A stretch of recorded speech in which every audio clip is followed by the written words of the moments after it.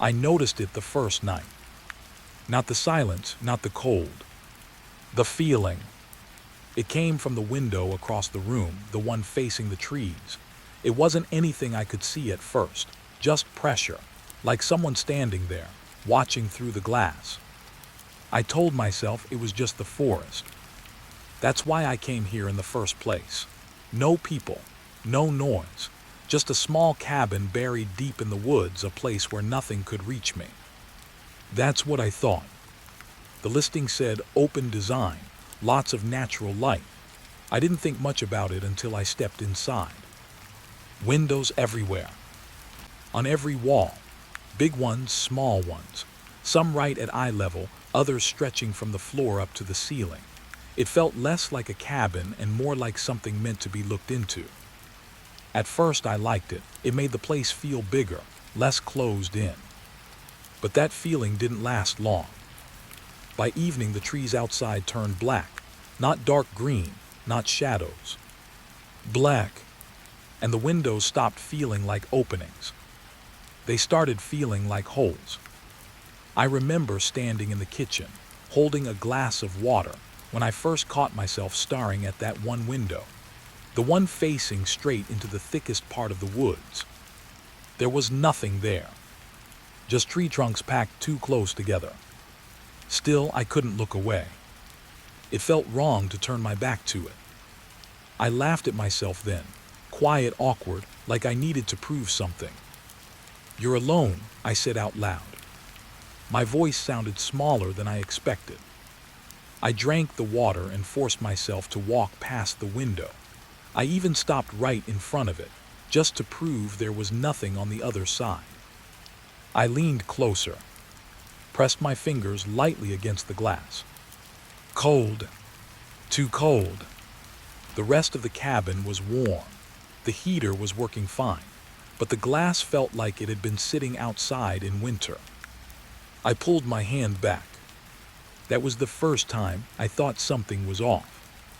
But I ignored it. People always imagine things in places like this. That's what I told myself. New environment, too quiet, brain filling in the gaps. Normal. I made dinner, ate half of it, left the rest untouched because I kept losing my appetite. Not from fear, just distraction. My eyes kept drifting back to that window. Every few seconds. Like I was waiting for something to change. It never did. Not while I was looking, at least. Night came slowly. The kind of slow that makes you feel stuck in time. No cars, no distant voices, just the wind moving through the trees, low and uneven. And the windows. They started reflecting the inside of the cabin now. My movements, the dim yellow light, the chair in the corner. Except, not all of them matched perfectly. I noticed it while brushing my teeth. The bathroom had a small window too, frosted, but not enough to block shapes. I could still see the outline of the trees outside. And my reflection. But when I moved my hand, just slightly, something about the reflection felt delayed. Not by much, just enough to make me stop. I waved my hand again. Slow this time. The reflection followed. Perfectly. I stared at it for a long moment, then shook my head. "Stop it," I whispered. I rinsed my mouth and turned off the light. When I stepped back into the main room, the cabin felt different. Same space, same furniture. But the air felt heavier. Like the room had been holding its breath while I was gone. I stood still, listening. Nothing. No footsteps, no creaking. Just the wind again. And yet, I knew something had changed. My eyes moved slowly across the walls, touching each window one by one. Left side clear. Behind me clear. Right side. I stopped. That window. The one facing the trees. I hadn't turned the light off in that direction, but the glass looked darker than the others. Not reflective. Just dark. like it was swallowing the light instead of bouncing it back. I took a step closer, then another. Every instinct in my body told me to stop, but I didn't. I needed to see. I reached the window and leaned in slightly, trying to catch my reflection. Nothing, just blackness beyond the glass. No trees, no sky. Just a flat, endless dark. My chest tightened. That wasn't possible. I stepped even closer, until my face was inches away. And that's when I felt it. Not on my skin. Not like a touch. Deeper than that. A presence. Right on the other side of the glass. Close. Too close. I froze. Every part of me went still. I didn't breathe. I didn't blink. Because I knew. If I moved even a little, it would move too. I don't know how long I stood there. Could have been seconds, could have been minutes. Then slowly I leaned back. The darkness shifted, just slightly, and the trees came back, like they had never left. I stumbled backward, my heart finally catching up with me. No, I said under my breath. No, no. I ran a hand through my hair, trying to steady myself. You imagined it. That's all. Your eyes adjusted, that's it. That has to be it. I turned away from the window and walked quickly to the couch, sat down, then stood up again almost immediately. I didn't want my back facing it. I grabbed my bag and pulled out a small flashlight. I don't even remember packing it. I clicked it on and pointed it straight at the window. The beam cut through the glass. Trees, branches, nothing else. I let out a breath I didn't realize I was holding. See, I muttered, nothing there. But I didn't turn the flashlight off. Not yet. I kept it pointed at the window as I slowly backed toward the bedroom. Step by step, never taking my eyes off the trees. The bedroom had 2 windows, one facing the side of the cabin, and one facing the same direction as the main one. I stopped at the doorway. The beam of my flashlight didn't reach that far. The second window sat in the dark, barely visible. I felt that same pressure again, stronger now, like whatever had been at the first window had moved. I swallowed hard. Just sleep, I whispered to myself. You're tired, that's all this is. I stepped into the room. The floor creaked under my weight, loud in the silence. I walked to the bed and set the flashlight down, keeping it aimed toward the window. The beam lit up part of the glass. Not all of it, just enough to see the edge. I sat on the bed, then slowly lay down, pulling the blanket up to my chest. My eyes stayed locked on that window. Waiting. Nothing happened. Minutes passed. The wind outside softened. My breathing slowed. Maybe I really was just tired. Maybe. Something tapped the glass. Soft. Almost polite. I held my breath. Another tap. Same spot. Same rhythm. Not branches. Too even. Too intentional. I didn't move. Didn't dare. The flashlight flickered slightly, like the battery was struggling. The beam dimmed. Just a little. But enough. Enough to let more darkness slip into the room. And in that darkness, I saw it. Not clearly. Not fully. Just a shape. Standing on the other side of the window. Still. Watching. I squeezed my eyes shut. Opened them again. It was gone. The glass showed only trees. Nothing else. No tapping. No movement. Just silence. I didn't sleep that night. I stayed there staring at the window, waiting for it to come back. Because deep down, I knew it hadn't left. It had just learned something. Something about me. About where I sleep. And I couldn't stop thinking. If it could stand outside the window, what was stopping it from finding another way in? I stopped trusting my eyes the next morning. Not because I saw something clear, but because I didn't. The window looked normal again. Trees, branches, a thin line of pale sky behind them. Nothing out of place, nothing standing there. And that was the problem, because I knew what I felt the night before. That pressure didn't feel like imagination. It felt shared, like something else was aware of me at the exact same time. I told myself I needed proof. Something simple, something real. So I made coffee and stood in front of the window again. Daylight helped, it always does. The trees looked less crowded now, less like they were hiding anything. I watched them for a long time. 5 minutes, maybe 10. Nothing moved except the branches. No shape, no figure. Just the forest. I almost felt stupid. Almost. Then I turned away. Just for a second. To grab my cup. And that's when it happened. I saw it in the reflection. Not outside directly. In the glass. A shape. Tall. Too straight to be a tree. I froze mid-step. The cup trembled slightly in my hand, hot coffee touching my fingers, but I didn't react. Because I was staring at it. Not directly. Only through the reflection. It stood between two trees. Long, narrow still. I turned my head slowly, trying to look at it properly. The moment my eyes focused on the spot outside. Nothing. Just empty space. I blinked. Looked back at the reflection. There it was again.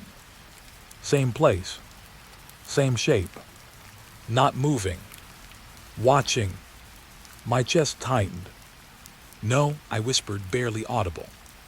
I tested it again. I stared straight at the trees. Nothing. Then I shifted my gaze slightly, letting the window catch the side of my vision. The shape returned, like it only existed when I wasn't trying to see it. That didn't make sense. Things don't work like that. I stepped closer. Slowly, carefully. The wooden floor creaked under my weight, and for a moment I thought the shape might react. It didn't. It stayed exactly where it was. Perfectly still. Like it had been standing there long before I arrived. Like it had always been there. I raised my hand slightly, as if I could measure its height against the trees. It was taller, not by much, but enough to feel wrong. Too straight, too shaped. I swallowed. Then, without thinking, I stepped outside. The cold air hit me immediately, sharper than I expected. The ground was damp under my shoes, soft with old leaves. I walked toward the trees, toward where I thought it stood. Step by step. The forest smelled different up close, earthy, wet, quiet. Too quiet. Even the wind felt distant here. I reached the spot. Nothing. No footprints, no broken branches. Just trees. I turned slowly, scanning the area. Empty. Completely empty. I let out a breath, longer this time. Okay, I said to myself. That's it, you're just. Something shifted behind me. Not a sound. Not movement I could hear. But a change. Like the space itself adjusted. I turned quickly. Nothing. Just the cabin behind me. Windows staring back. All of them. For a second, I had the strange feeling that I was the one being watched now. Out here. Not inside. That thought made my skin crawl. I walked back faster than I meant to. Didn't run. But close. I stepped inside, and shut the door harder than necessary. The sound echoed through the cabin. Too loud. Too final. I stood there, breathing heavier than I should have been. Then I looked at the window again. The reflection showed the same thing as before. The trees. And the shape. Still there. But now. Closer. I felt it before I fully understood it.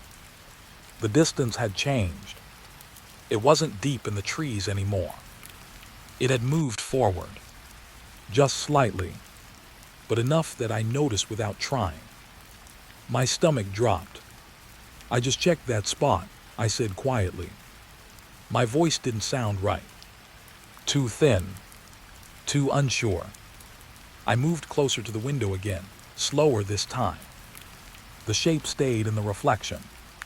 Unmoving. Patient. I shifted my angle. Tried to catch it directly. Nothing. I looked back at the reflection.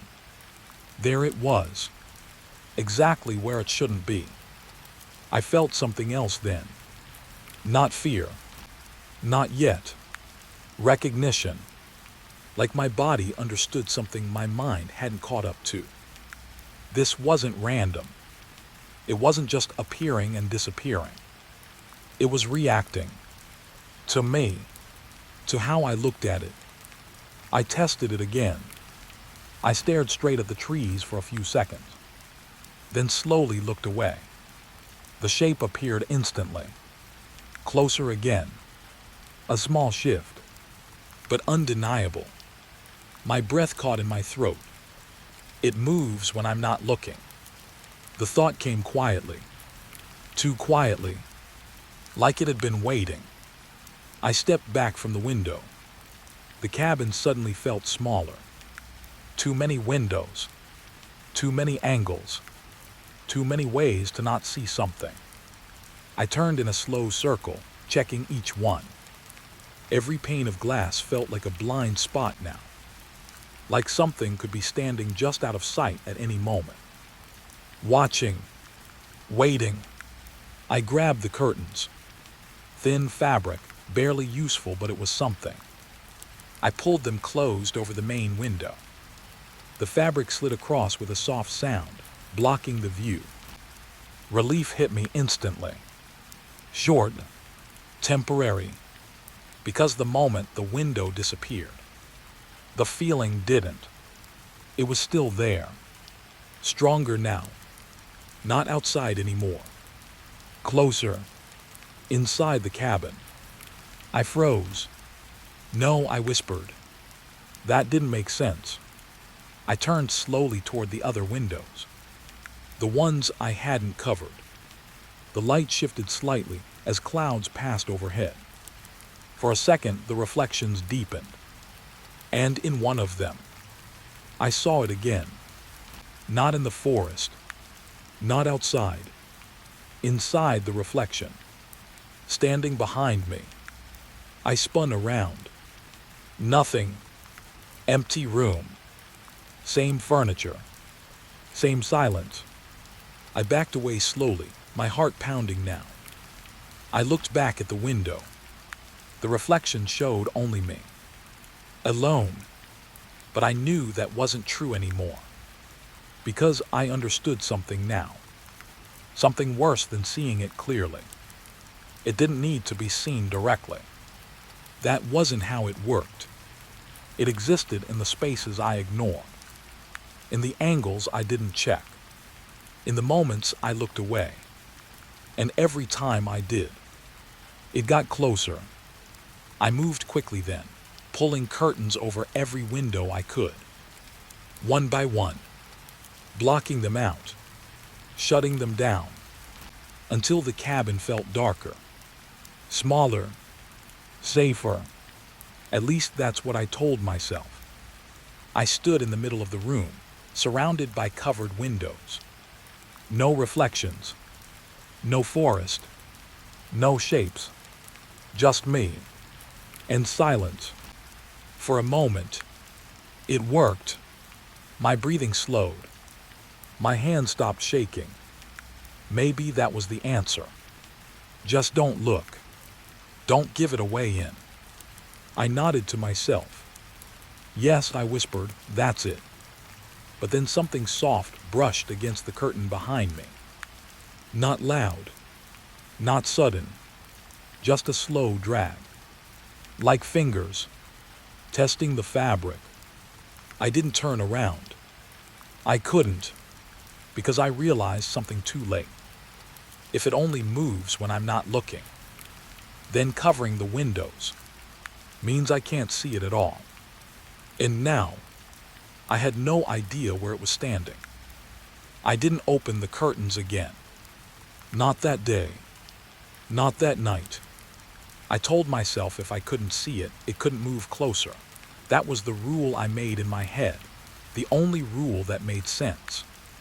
But deep down, I knew I was guessing. I kept the lights on all evening, every single one.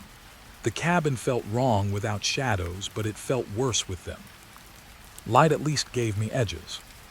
Corners. Something solid.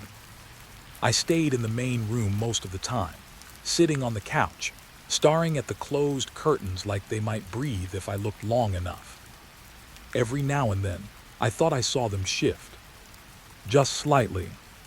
Like something behind them leaned closer, then stopped. I didn't check. I didn't want to test it again. Instead, I focused on smaller things. Making coffee I didn't drink. Scrolling through my phone without reading anything. Listening. Always listening. Because the cabin wasn't silent anymore. Not fully. There were small sounds now. Soft ones. Easy to miss if you weren't paying attention. A faint drag along the wall. A quiet pressure against the wood. Something brushing past the outside of the cabin. Moving slowly. Like it had all the time in the world.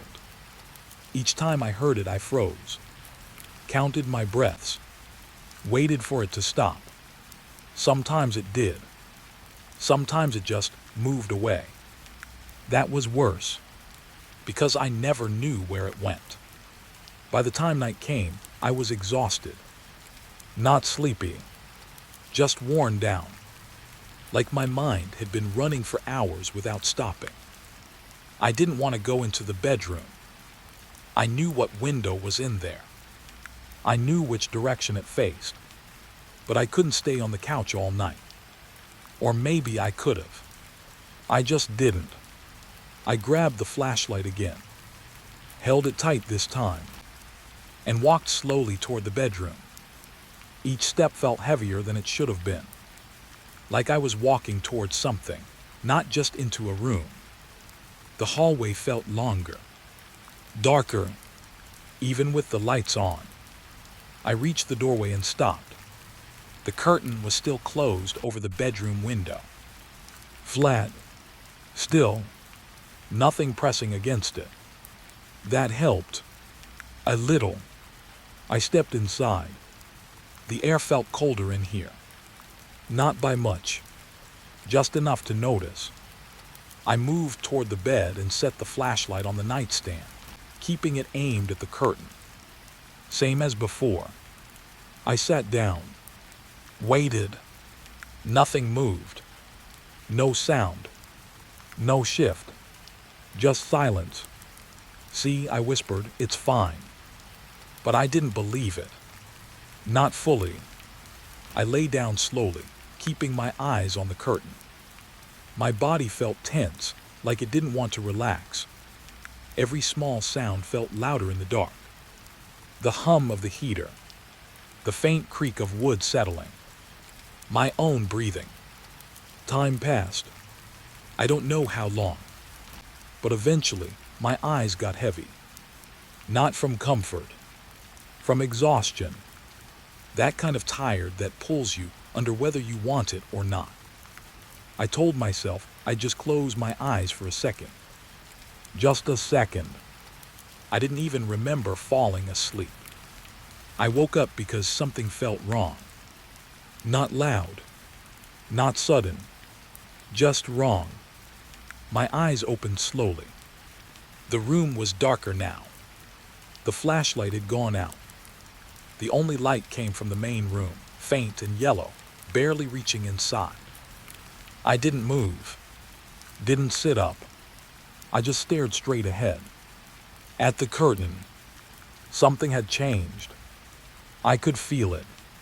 The air felt heavier again, thicker, like the room was full of something I couldn't see. Then I noticed it. The curtain wasn't flat anymore. It was pulled inward, just slightly, like something behind it was leaning against the glass. My throat went dry.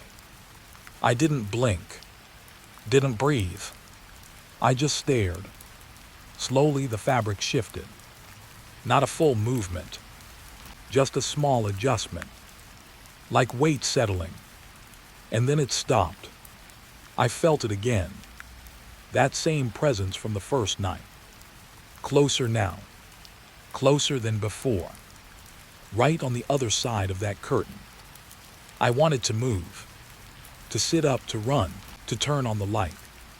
But I couldn't. Because I knew something. If I made a sudden move, it would react. I don't know how I knew that. But I did. So I stayed still. Completely still. Minutes passed. Or maybe seconds. Time didn't feel normal anymore. Then slowly, the curtain pushed in a little more. Not much. Just enough to show shape. Tall. Narrow. Standing right against the window. My chest tightened. My heart started beating louder. Too loud. I was sure it could hear it. And then something else happened. The curtain lifted. Just a little. At the bottom.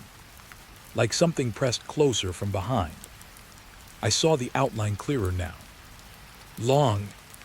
Unnatural. Still. Watching. I squeezed my eyes shut. Then opened them again. It was still there. It hadn't moved. Hadn't left. It was just closer. I realized something then. Something that made my stomach drop. It wasn't just moving when I wasn't looking. It was learning. Learning my habits. My patterns. When I slept. When I looked away. When I felt safe. It waited for those moments. And used them. I swallowed hard, my throat dry. Please, I whispered. I don't know why I said that. It didn't respond. Didn't move. It just stood there. Then slowly, the curtain fell back into place. Flat again. Empty. Like nothing had been there. The pressure vanished. Just like that. The room felt lighter. I gasped, sitting up quickly this time. I grabbed the flashlight and turned it on with shaking hands. The beam hit the curtain. Still. Normal. No shape behind it. Nothing. I jumped out of bed and stepped closer. Slowly. Carefully. I reached out and grabbed the curtain. Hesitated. Then pulled it open. The window showed only trees. Dark. Still. Empty. I scanned every inch. Nothing. No figure. No movement. I let out a shaky breath. Relief washed over me. Weak. Temporary. Because I knew. It had been there. I stepped back from the window and turned around. And that's when I noticed something that made my blood run cold. The bed. My bed. The blanket was pressed down. Not where I had been lying, but beside it. Like someone had been sitting there, watching me sleep. I stared at it, unable to move. Slowly, I reached out and touched the fabric. It was still warm. I pulled my hand back instantly. No. My voice barely came out. I looked back at the window, then at the bed. then around the room. Every corner suddenly felt wrong. Too quiet, too empty, because I understood something now. Something worse than anything I had seen. It didn't just stay outside anymore. And if it had already been in here once, then the real question wasn't where it was. The real question was it still here? Even when I was looking. The radio wasn't plugged in when it spoke. That's the part I keep coming back to. Not the voice, not what it said. Just that simple thing. It wasn't plugged in. I noticed it the second night in the cabin. Not the same cabin as before. Different place, different forest. I moved because I thought distance would help. It didn't. This one was smaller, older too. The kind of place that smells like dust even when it's clean. One room, a narrow bed, a wooden table, and a shelf with things the owner probably forgot to throw away. That's where I found the radio. It was sitting near the edge, tilted slightly like it had been dropped once and never fixed. A cheap plastic thing, yellowed with age, the kind with a long antenna and a dial that clicks when you turn it. I picked it up without thinking. It felt lighter than it should have been. Dead. I flipped it over. No batteries. I checked the cord. Cut near the base. I remember smiling a little, not because it was funny, just because it made sense. Something broken in a place like this. That I understood. I put it back and didn't think about it again. Not until later. It started after midnight. I know that because I checked the time when it woke me up. 12:17. I didn't sit up right away. I just opened my eyes and listened. At first I thought it was the wind. It had that same uneven rhythm. Low, faint, easy to ignore if you wanted to. But it didn't fade. It stayed. Steady, soft, like someone trying not to be heard. I turned my head slightly, still lying on my back. The sound came from the shelf, from the radio. I didn't move. I just listened harder. There was something inside the static. Not words. Not yet. Just shape. Like the sound was trying to become something, but hadn't decided what. My throat felt dry. No, I whispered to myself, because I already knew what I was going to see. I sat up slowly. The room was dark, except for a thin strip of moonlight cutting across the floor. The radio sat exactly where I left it. Still, silent. For a second, I thought it had stopped. That I imagined it. Then the sound came back. Softer this time. Like it was reacting to me being awake. I swung my legs off the bed and stood up.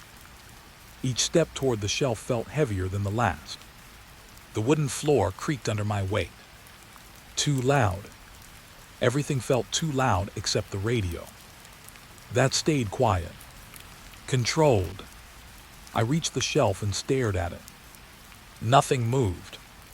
No lights. No signs of power. Just an old, broken radio sitting in the dark. I leaned closer. The static grew slightly louder. Not by much. Just enough to notice. I froze. It wasn't random. It changed when I got closer. I swallowed. Then slowly, I reached out and touched it. Cold. Colder than the air around it. The sound cut off instantly. Silence. I pulled my hand back. Waited. Nothing. I let out a small breath. Okay, I muttered. Okay, it's just. The static came back. Louder now. Clearer. And this time, I heard something inside it. A voice. Faint. Too faint to understand. But definitely a voice. My chest tightened. I leaned in again, my ear closer to the speaker. The sound shifted, like it was trying to tune itself. The voice stretched, broke, reformed. Then, a word. Just one. I didn't catch it fully, but it sounded like it came through something thick.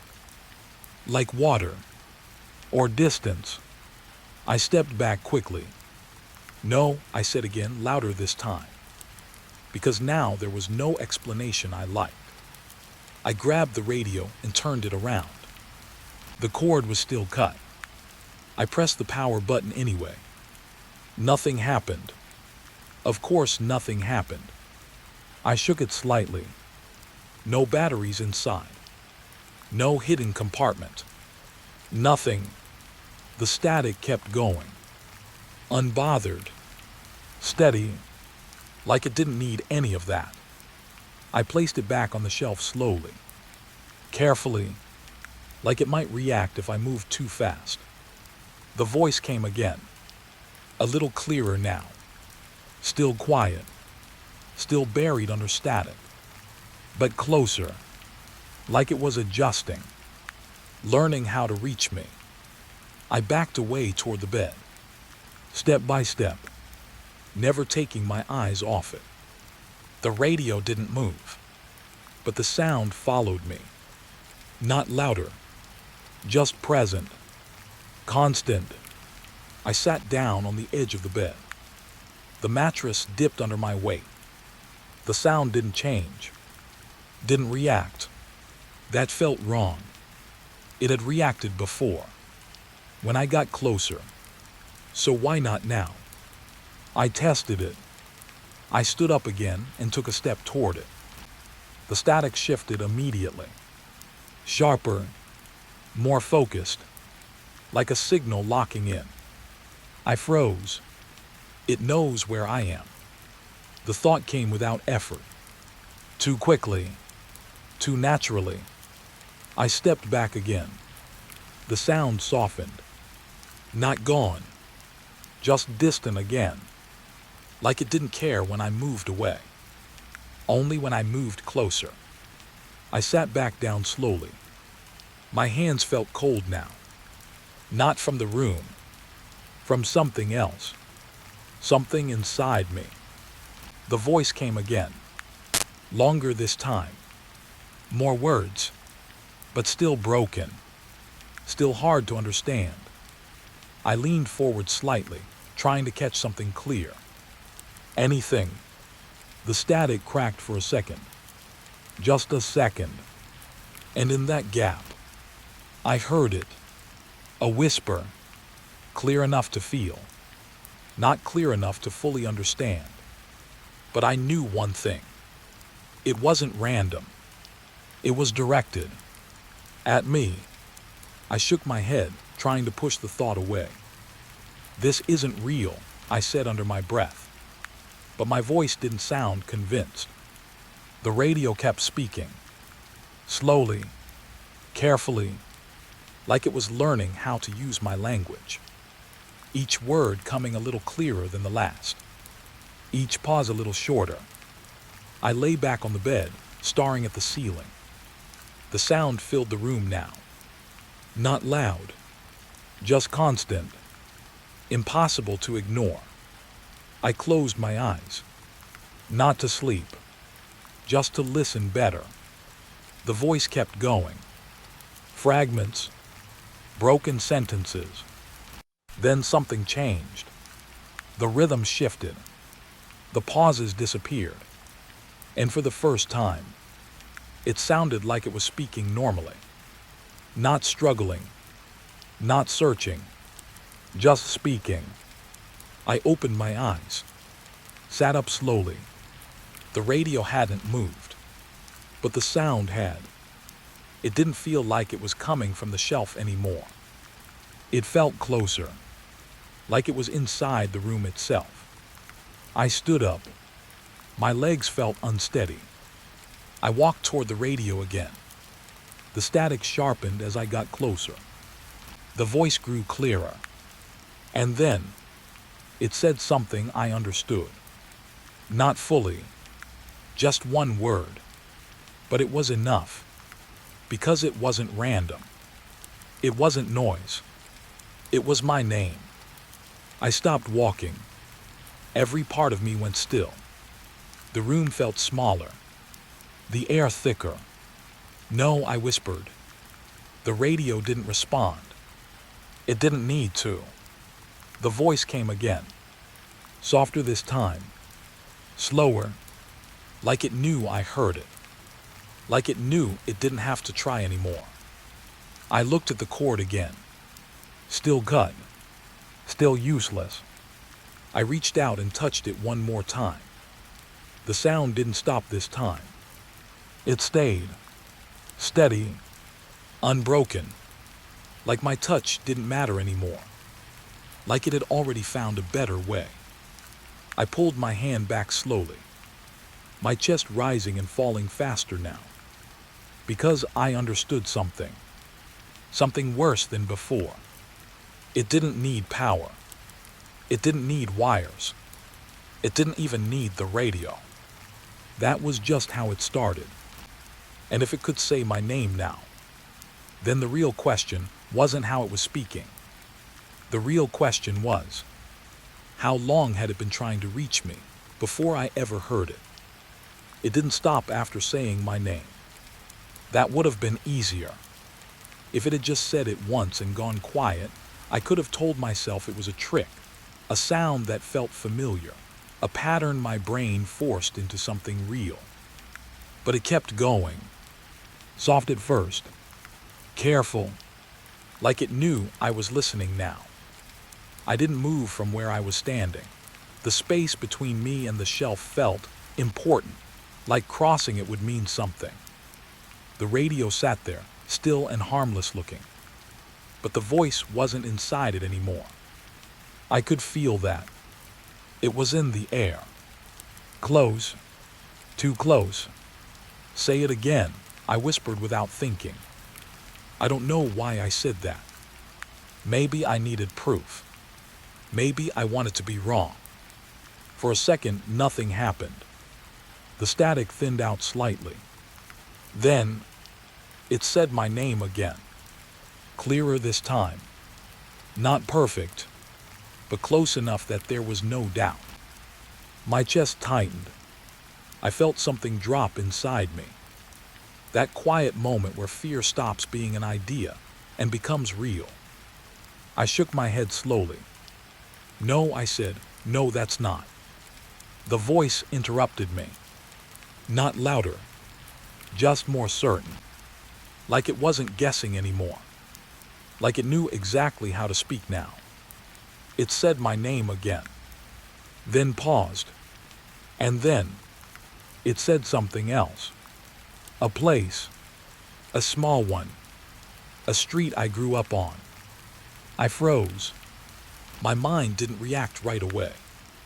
It just stalled, like it didn't know what to do with that information. "How?" I whispered. The voice didn't answer. It just continued. More words, still soft, still slightly broken, but each one sharper than the last. It said the name of my school. The old one, not the recent one. Not something easy to find. Something buried. Something I hadn't thought about in years.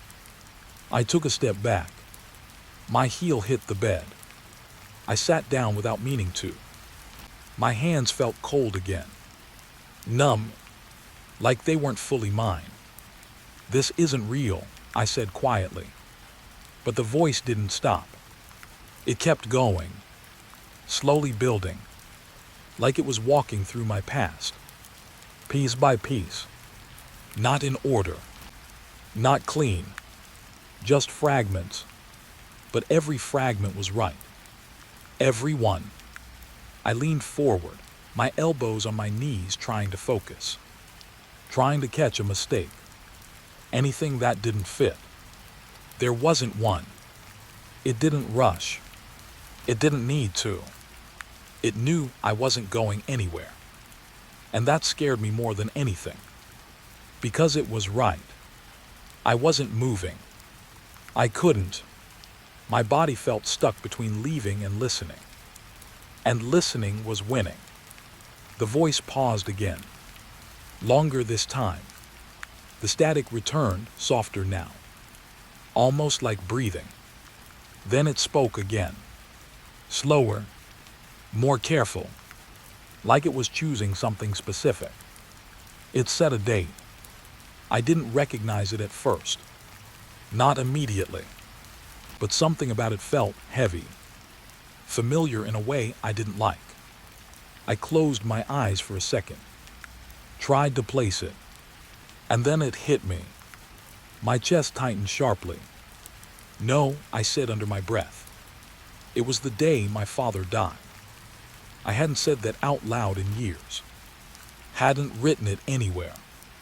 Hadn't even thought about the exact date in a long time. But it said it. Perfectly. I stood up quickly this time. Too fast. The room tilted slightly. Stop, I said. My voice came out stronger now. More force behind it. Like I needed to push back. The voice didn't stop. It kept going. Quieter, but clearer. It said his name. Not just his name. The way I used to say it. When I was younger. A tone.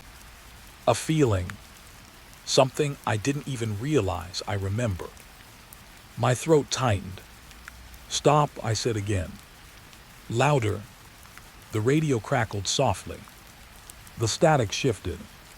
For a moment, I thought it might actually listen. That maybe it would go quiet. Give me space. But then, it said something new. Something it hadn't said before. A sentence. Almost complete. Not perfect, but close enough. I remember you. The words came slowly, like they were being built as they were spoken. But they landed. They meant something. I stepped back again, further this time, until I hit the wall. My back pressed against the wood. Cold, solid, real. I don't know you, I said. My voice felt smaller again, less certain. The voice didn't argue. It didn't correct me. It just continued. More fragments, more pieces. But now they weren't just facts. They were moments, private ones, small things, the kind you don't tell anyone, the kind you barely admit to yourself. A memory of hiding in a room during a storm. A sentence I whispered once when I thought no one could hear. A fear I had as a kid that I never told anyone about. Each one hit harder than the last, because they weren't things someone could guess. They weren't things you could find. They were mine, only mine. My breathing got faster, uneven. I pressed my hand against my chest, trying to steady it. How do you know that? I asked. The voice paused. For the first time, it felt like it was actually listening, like it was considering the question. Then the static thinned again, and it answered. Not clearly, not directly, but enough. I hear you. The words stretched, bent, but they were there. I felt something shift inside me. A new kind of fear. Not just that it knew things, but how it knew them. You're not here, I said slowly, trying to understand, trying to make sense of something that didn't make sense. The voice didn't respond right away. It just breathed, soft static filling the gaps. Then, I am close. That word, close, it didn't feel like a distance. It felt like a position, like it was describing where it stood, not how far away it was. I turned my head slowly, looking around the cabin, the corners, the ceiling, the space behind me. Nothing, just the same room, same walls, same silence, but it didn't feel empty anymore. "You're in the radio," I said quickly, grabbing onto something. "Anything. That's all this is." The voice didn't react, didn't confirm, didn't deny. It just continued. And this time, it said something that made my stomach drop. "You were listening before." I froze. My mind went blank again. Before? Before what? Before I came here. Before I heard it. "What do you mean?" I asked. My voice barely worked. The static grew softer, more focused, like it was leaning in. Then it said something I didn't expect. Something that didn't make sense. "You left the window open." My chest tightened instantly. The image hit me before I could stop it. The cabin, the windows, the shape in the trees. I hadn't told anyone about that. Not a single person. I hadn't written it, hadn't recorded it. Nothing. "How do you know that?" I whispered. This time, the voice didn't answer. It didn't need to, because I understood something in that moment. Something worse than anything it had said before. This wasn't a new thing. It didn't start with the radio. The radio was just where I finally heard it. My breathing slowed. Not from calm, from realization.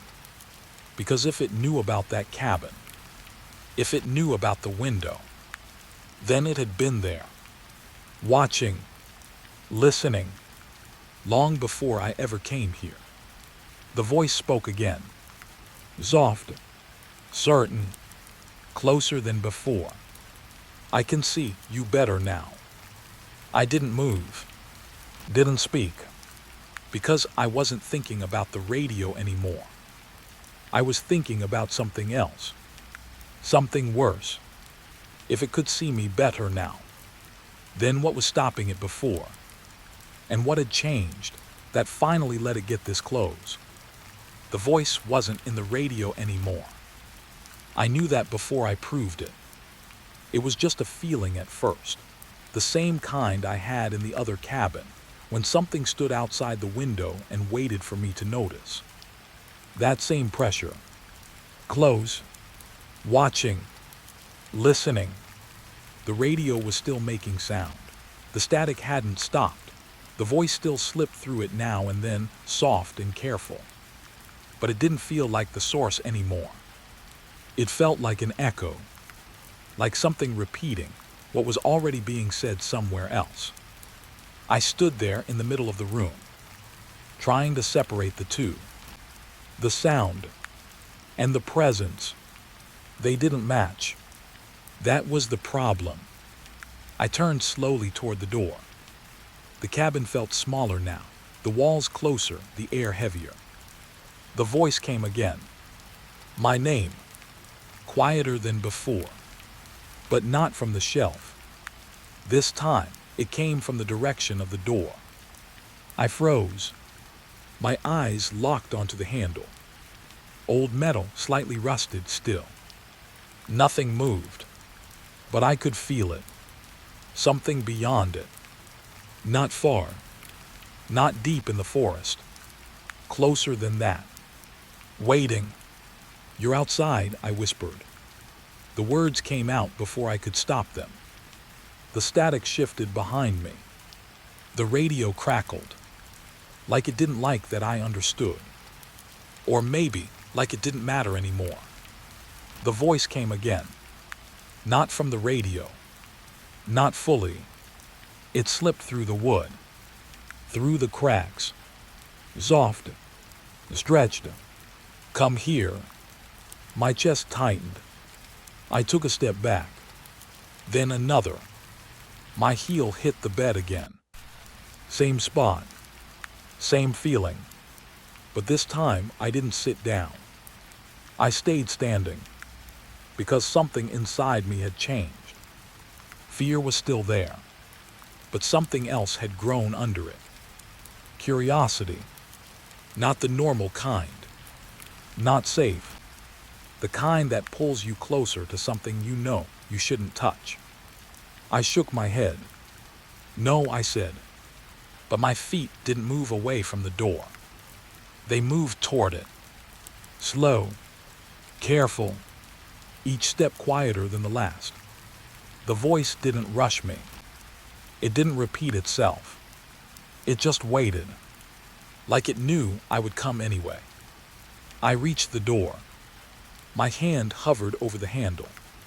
Cold air leaked through the edges of the wood, carrying that same smell. Wet earth, leaves, something deeper, something I couldn't name. If I opened this, I whispered. I didn't finish the thought, because I already knew. I pulled the door open. Slowly, the hinges creaked, loud in the quiet. The forest stood in front of me. Dark, still, waiting. The trees looked closer than before. Too close, like they had leaned in while I wasn't looking. I stepped outside. The cold hit me harder this time. Sharper, like the air itself was thinner. I turned back slightly. The cabin looked smaller from here. Dim light spilling out through the doorway. And inside, the radio still whispered. Faint now, distant, like it was behind me, not where I needed to listen. I faced the trees again. The voice came from ahead, not loud, but clear enough to follow. It wasn't saying full sentences anymore, just pieces, fragments, my name, a word, a pause, then another, like breadcrumbs, leading somewhere. I took a step forward. Leaves crushed softly under my shoes. The sound felt too loud, too sharp. The forest didn't respond. No wind, no animals, nothing, just me, and the voice. I moved deeper, slow at first, then a little faster, not running, but not stopping either. The voice stayed just ahead, never closer, never further, always the same distance, like it was guiding me, or making sure I didn't lose it. Branches brushed lightly against my arms. Cold, damp, they felt real, grounding, but everything else felt wrong. The deeper I went, the quieter it got. Even my own breathing sounded distant now. Muted, like the forest was swallowing sound. Except for the voice. That stayed clear. Steady, present. I stopped walking. Something didn't feel right. The ground under my feet had changed. Softer, more uneven. I looked down. The leaves were disturbed. Not just by me. There were marks. Faint, but there. Like something had moved through here recently. Long strides. Too long. I followed them with my eyes. They led further in. Of course they did. The voice came again. Closer now. Right ahead. Almost. The word stretched slightly. Not quite human, but not fully wrong either. I swallowed. My throat felt tight again. This is a mistake, I said quietly. But I didn't turn around. I stepped forward. One more step. Then another. The trees closed in tighter here. Less space between them. Less light. The sky barely visible. I felt it again. That pressure. Stronger now. Not just in front of me. Around me. I turned slowly. Looking behind me. The path back didn't look the same. The cabin wasn't visible anymore. Just trees. Too many trees. Too close together. I took a step back. Then stopped. Because the voice came again. Not ahead this time. Behind me. I turned quickly. Nothing. Just darkness between the trees. My heart started beating faster. Louder.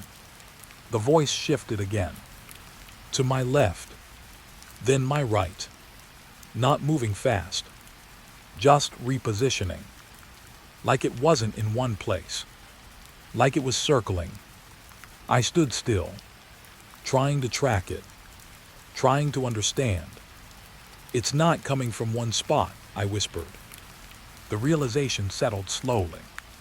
Heavy. The radio wasn't the source. The forest wasn't the source.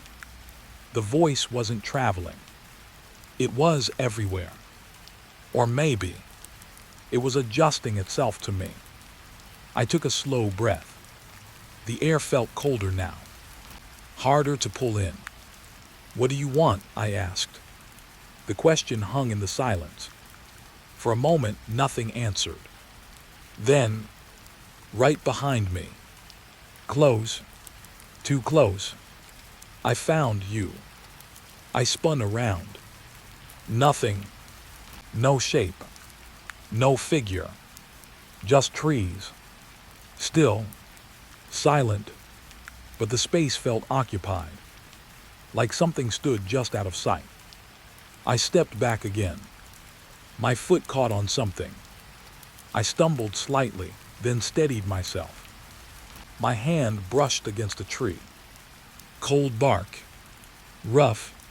Real. I pressed my palm against it. Grounding. Trying to stay focused. You're not real, I said. But my voice shook. Because it felt real. Everything about this felt real. Too real. The voice came again. Soft. Close. You came out. My chest tightened. It wasn't wrong. I did. I followed it. I stepped into its space. I left the cabin. Left the only place that felt even slightly safe. And now, I didn't know how far I'd come. Or how to get back. I turned slowly again. Trying to find direction. Trying to find anything familiar. There was nothing. Just trees. Endless. The same in every direction. The voice didn't guide me anymore. It didn't move ahead. It stayed close. Too close. Like it didn't need to lead me now. Because I was already where it wanted me. I took a slow step backward. Then another. Testing. The voice didn't follow. It didn't move. But the feeling stayed. Wrapped around me. Tight. Watching. Waiting. I stopped. My breathing uneven now. Because I understood something. Something I should have realized sooner. It never needed the radio. It never needed the cabin. Those were just ways to reach me. To pull me in. And now that I was here, it didn't need to call anymore. I looked into the trees one more time. Trying to see it. Trying to force it into something real. Something visible. But there was nothing. Just darkness. Just space. And that feeling. That something was standing right in front of me.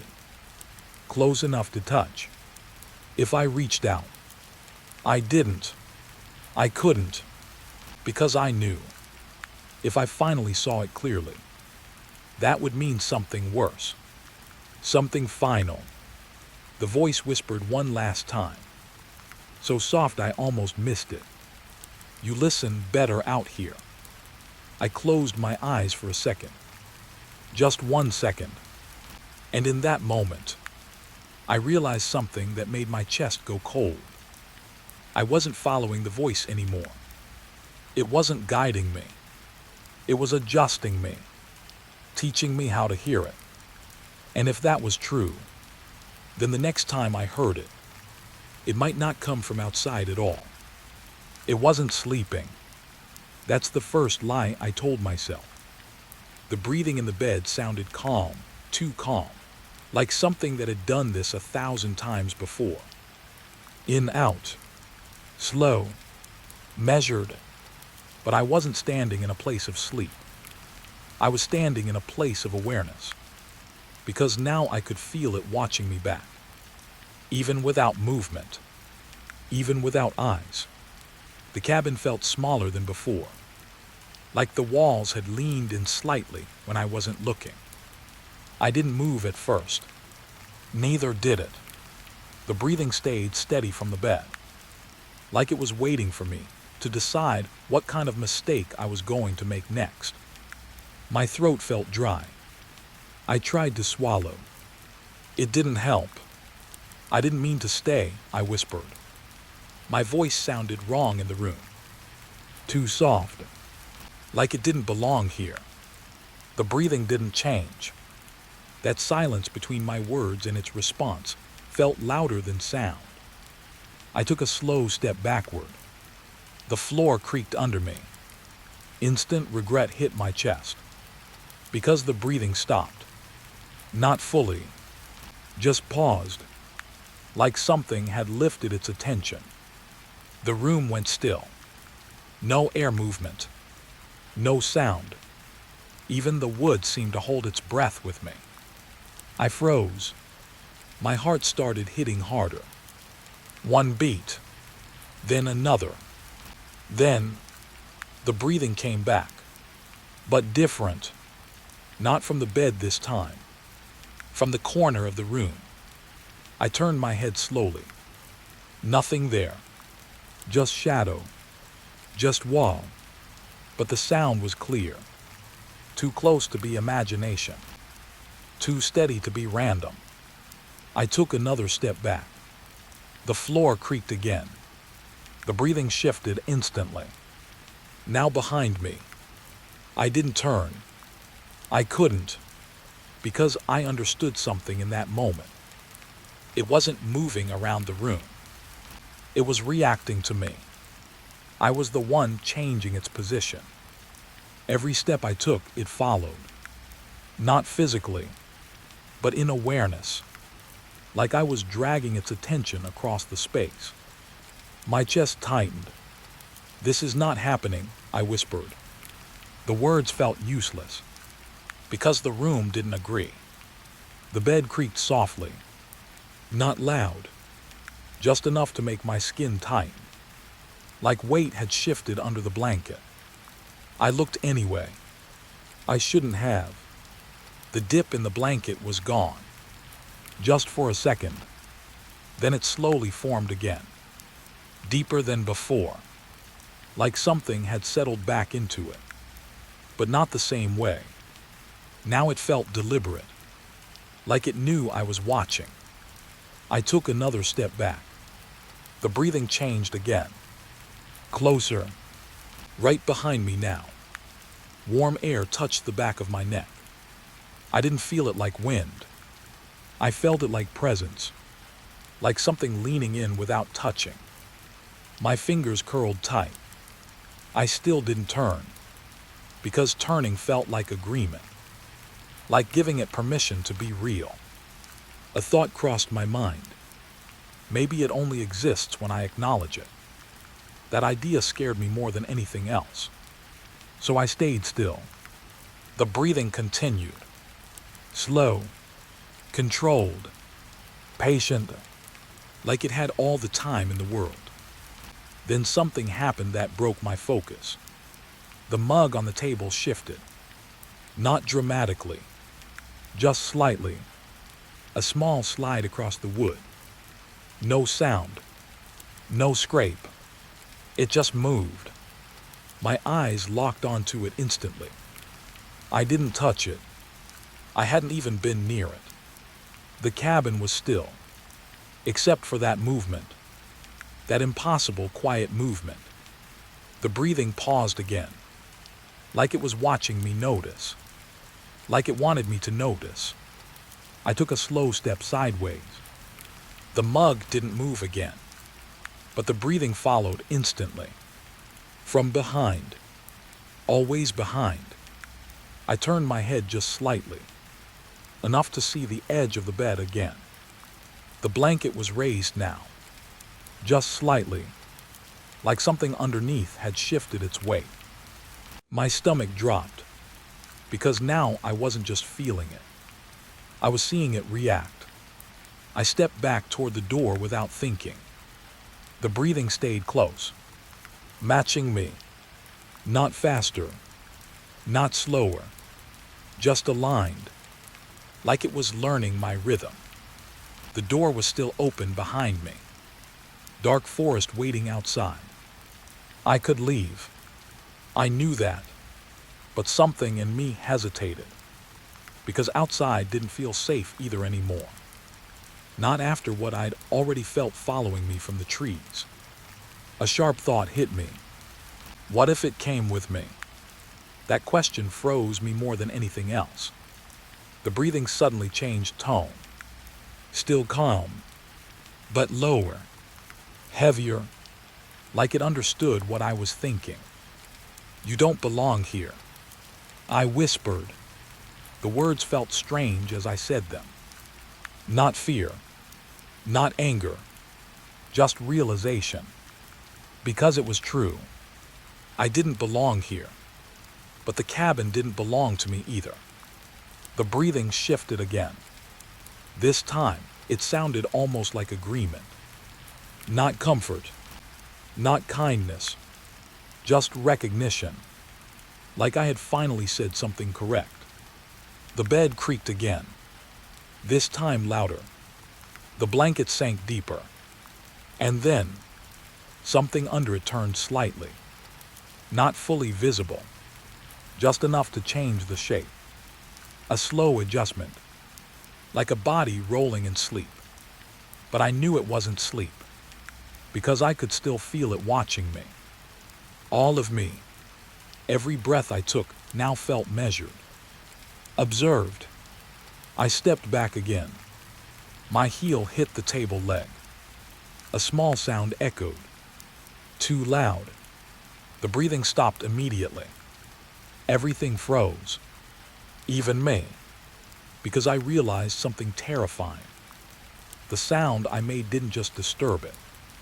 It interrupted it. Like I had broken something it was focusing on. The silence lasted longer this time. Too long. Then, the breathing came back. But not from the bed. Not from behind me. From everywhere at once. Not loud. Not chaotic. Just surrounding. The walls felt closer again. The ceiling lower. The cabin was no longer a room. It was a space with awareness. And I was inside it. The thought hit hard.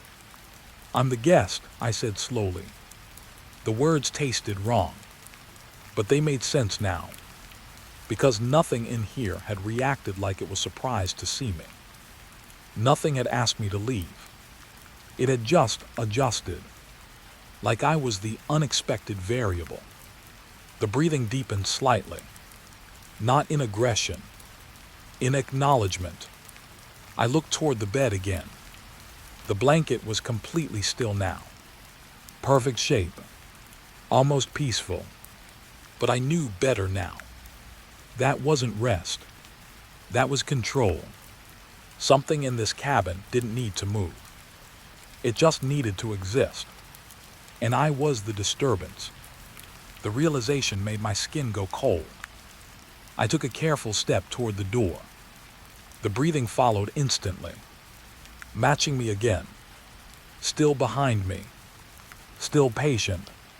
Still close enough that I could almost believe I wasn't alone inside my own body anymore. I stopped at the threshold. Half inside. Half outside. The forest looked the same as before. But now I didn't trust it. Because I no longer knew where the cabin ended. Or where it began.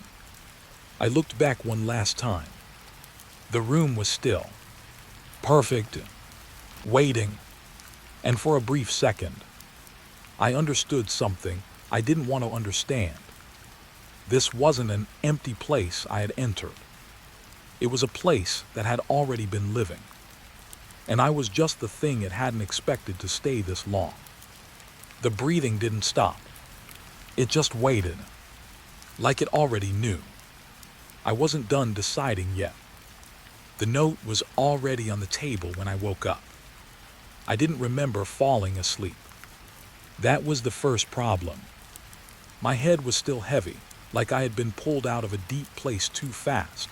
The wooden chair was under me, slightly tilted back. My hands were resting on the table like I had been sitting there for a long time. But I didn't remember sitting down.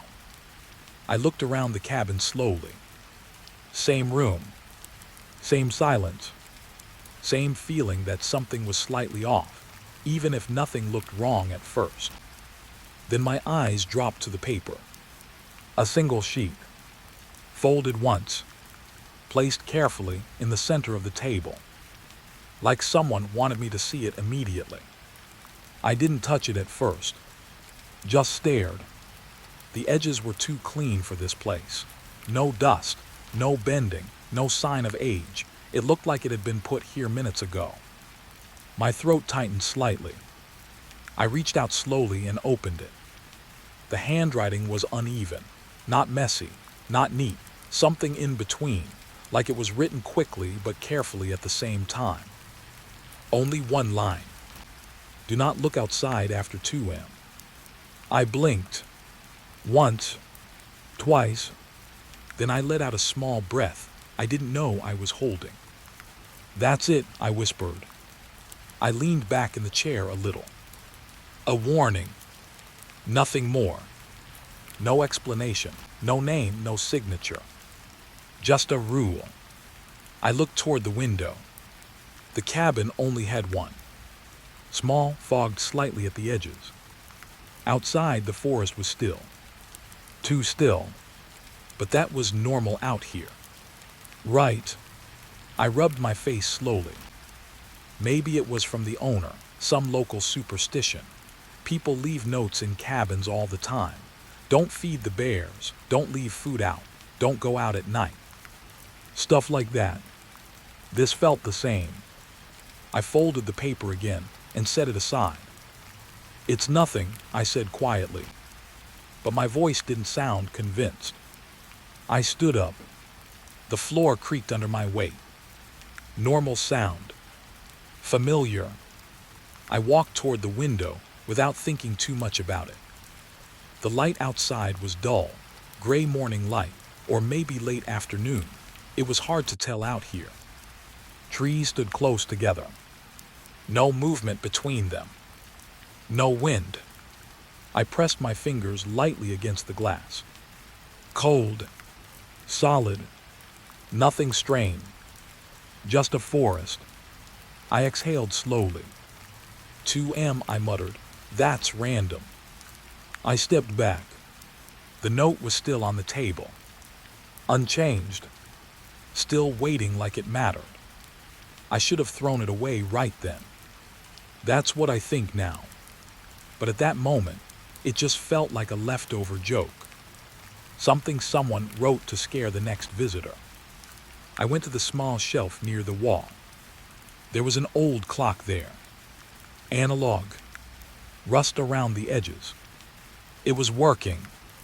The ticking sound filled the room. Slow. Steady. Comforting in a way. I checked the time. Not even close to 2 a.m. Good, I said under my breath. Then I paused. Why was I even thinking about it that much? It was just a note. Still, I found myself looking at it again. Do not look outside after 2 a.m. Simple, almost childish, but it sat in my mind heavier than it should have. I sat back down at the table.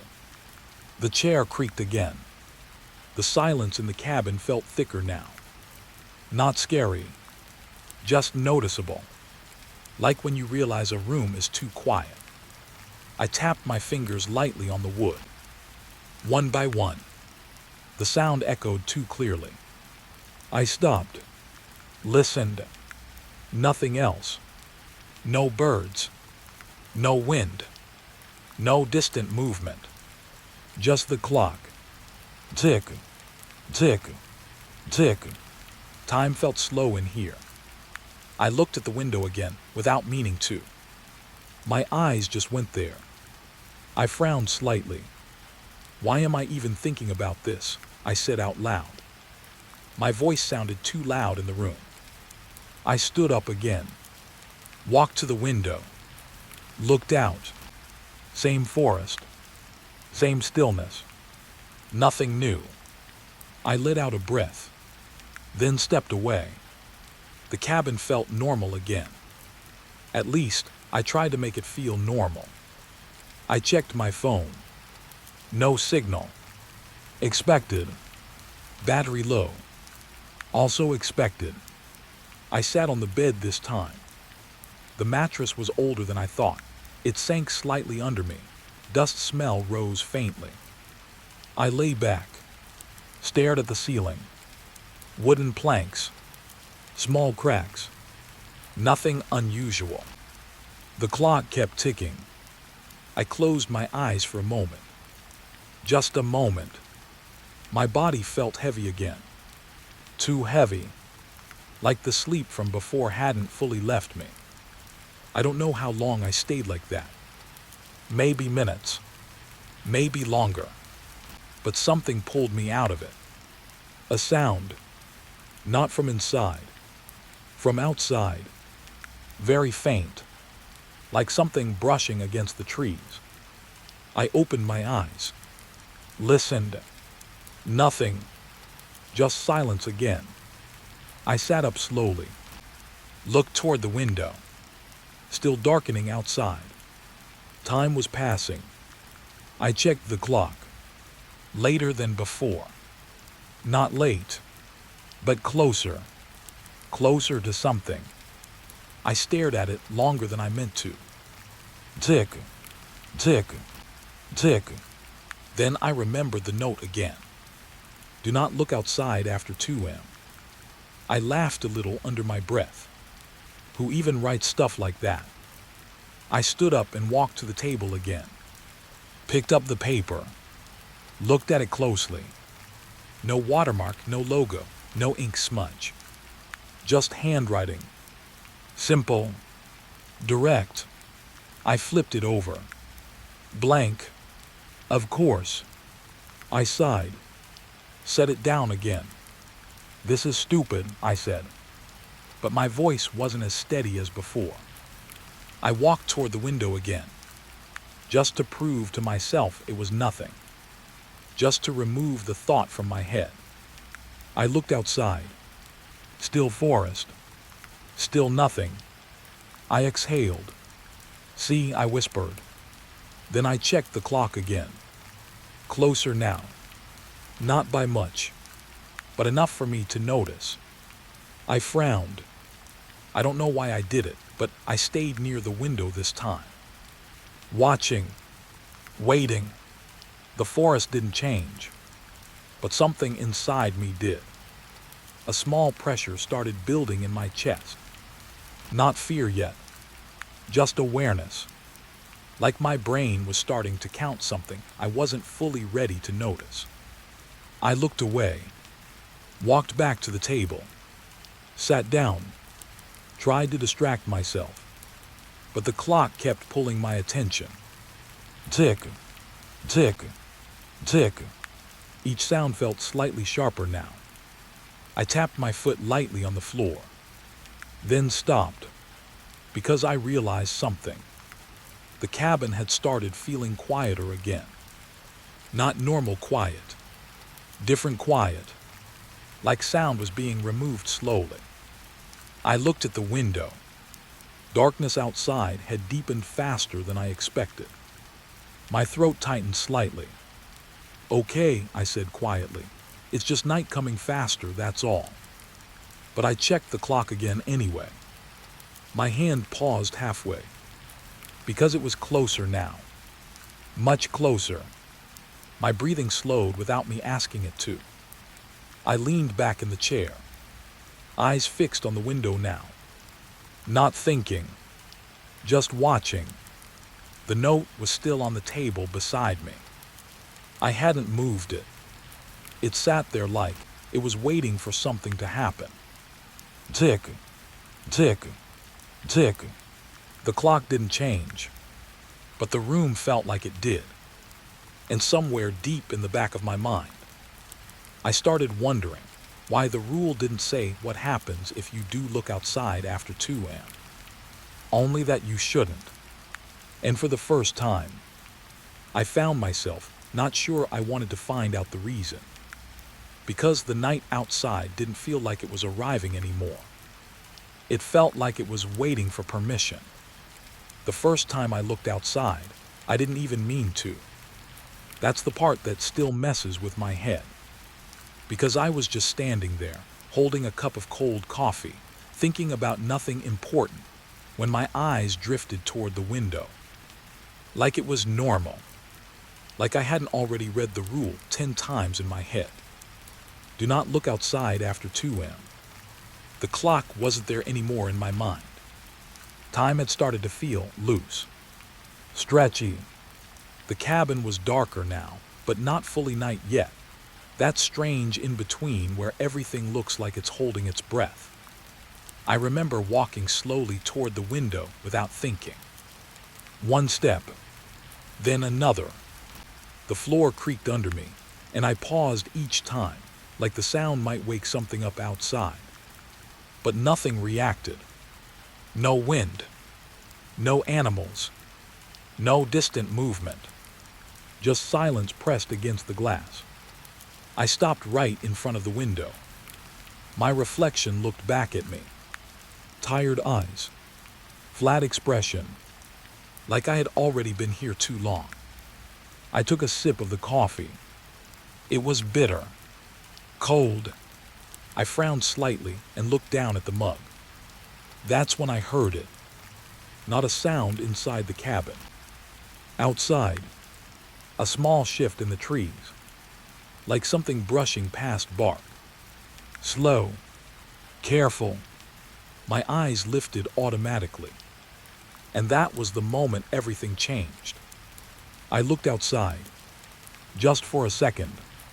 That's all it took. At first, nothing made sense. Just trees, dark trunks, thin fog crawling between them like smoke that forgot where to go. I blinked once, and then I saw it. Between 2 trees. A shape, not standing straight, not fully visible, just there, like it didn't want to be seen all at once. My chest tightened instantly. I didn't move. I didn't even breathe properly. I just stared. The shape was human, or close enough to trick my brain into thinking it was. But something about it felt wrong. Too still, too aware. And then, it moved. A small shift. Not forward, not away, just sideways, like it had noticed me noticing it. My fingers tightened around the mug without me realizing. The coffee almost spilled. My mind tried to explain it. Animal, shadow, my imagination. But none of those explanations stuck, because it didn't behave like anything natural. It didn't run. It didn't freeze completely. It adjusted, like it was deciding what I was allowed to see. I leaned closer to the glass without thinking. Mistake. The second I did, the shape reacted. It ducked, vast, behind a tree. Gone. Completely. Just like that. My breath stopped. I blinked again. Once. Twice. Nothing. Just trees. Empty forest. No movement. No shape. My heart started beating harder now. Slow at first. Then faster. I stepped back from the window immediately. The chair behind me scraped the floor slightly, and I froze again, listening, waiting for something outside to respond. But nothing did. The silence stayed intact. That made it worse, because if it had been an animal, it would have kept moving. If it had been wind, it would have continued. But this felt aware. I turned my head slowly toward the table. The note was still there. Do not look outside after 2 a.m. My mouth went dry. It was just a shape, I whispered. But even I didn't believe that. I set the mug down carefully. Too carefully. Like any sudden movement might restart something outside. Then I walked away from the window. But I didn't stop thinking about it. That shape, that exact moment it ducked. Like it knew I was watching. I ran a hand through my hair. My thoughts were getting messy now. Okay, calm down. Maybe it was just a deer. Or a person far away. But the way it moved. No, that wasn't right. I looked back at the window again. Slower this time. Careful. Nothing. Still nothing. The forest looked normal again. Like it had never changed. But I knew what I saw. I leaned closer again, just slightly, trying to prove to myself it was nothing. That's when I saw something new. A tree, far left side of the forest. It had a darker patch near the base. Too dark, like something was pressed against it. I squinted. My stomach tightened again. The patch didn't move, but I couldn't shake the feeling that it was positioned in a way that felt wrong, like it wasn't part of the tree. I stepped back again. My mind started arguing with itself. You're imagining things. You're tired. You're alone in a cabin in the middle of nowhere. Of course your brain is doing this. But then, a sound, very faint, not from inside, from outside again. A slow scrape, like something dragging lightly against wood. My eyes snapped back to the window. Nothing moved, but I could feel it now. Not see it. Feel it, like attention shifting in the forest. Focused on me. I took a slow step backward. The floor creaked again, and the moment it did, something moved outside. Vast, behind the same tree. The shape, back again, but not fully visible. Just a fragment, a shoulder, or maybe an arm. It pressed against the trunk, then disappeared again. My breath hitched. No, I whispered. This time it wasn't doubt. It was reaction. I moved back from the window completely, heart pounding harder now.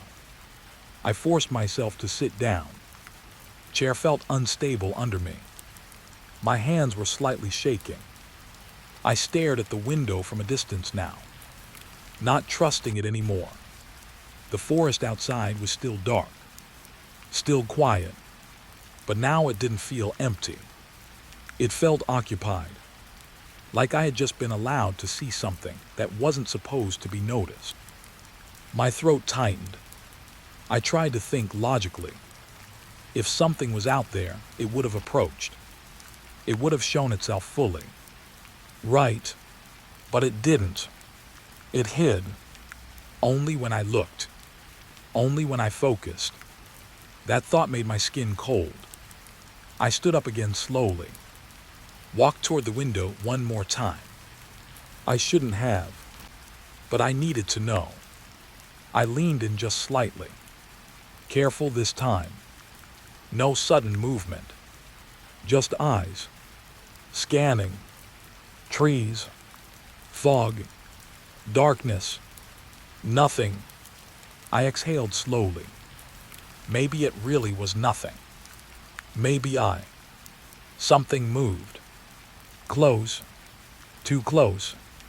Not far in the forest. Near the cabin. My eyes snapped downward, and I saw it. At the edge of the trees. A shape again, this time clearer, standing partially behind a trunk, watching, still, perfectly still, like it had been there the entire time, waiting for me to look at the right angle. My stomach dropped hard. I froze. It didn't move. Neither did I. We just stayed like that, for a moment that felt too long. Then slowly, it tilted its head, just slightly, like it was confirming something, like it recognized me. And then, it stepped back behind the tree again. Gone.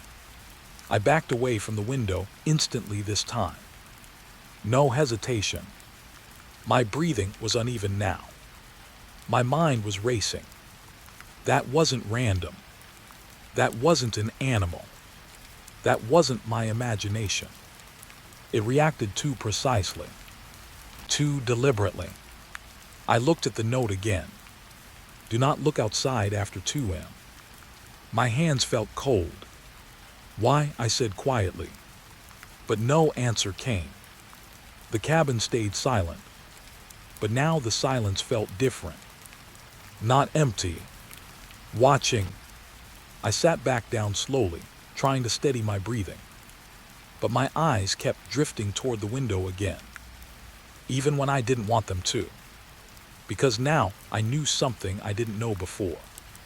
It wasn't just a rule. It was a warning. And whatever I had seen outside, it already knew I had broken it. And somewhere in the forest, something was still standing just out of sight, waiting to see if I would look again. It stopped moving the moment I looked directly at it. That was the first thing I noticed. Not that it disappeared. Not that it ran. It just froze, like the forest itself had hit pause. I was standing at the window again without realizing it. I don't remember walking there. I only remember the feeling of my eyes locking onto the same tree line where I saw it before. My throat was tight. My hands were colder than they should have been.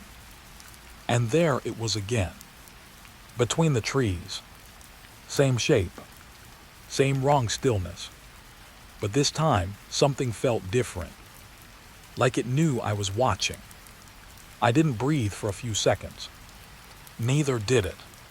We just stayed like that, 2 things separated by glass and silence. Then I made a mistake. I blinked, and in that blink, it moved. Not forward, not backward, just sideways. Quick, clean, like it had been waiting for that exact moment. My chest tightened instantly. I leaned closer to the glass without thinking. And the second I did, it stopped again, completely still. My mind froze. No, I whispered under my breath. I stepped back slowly.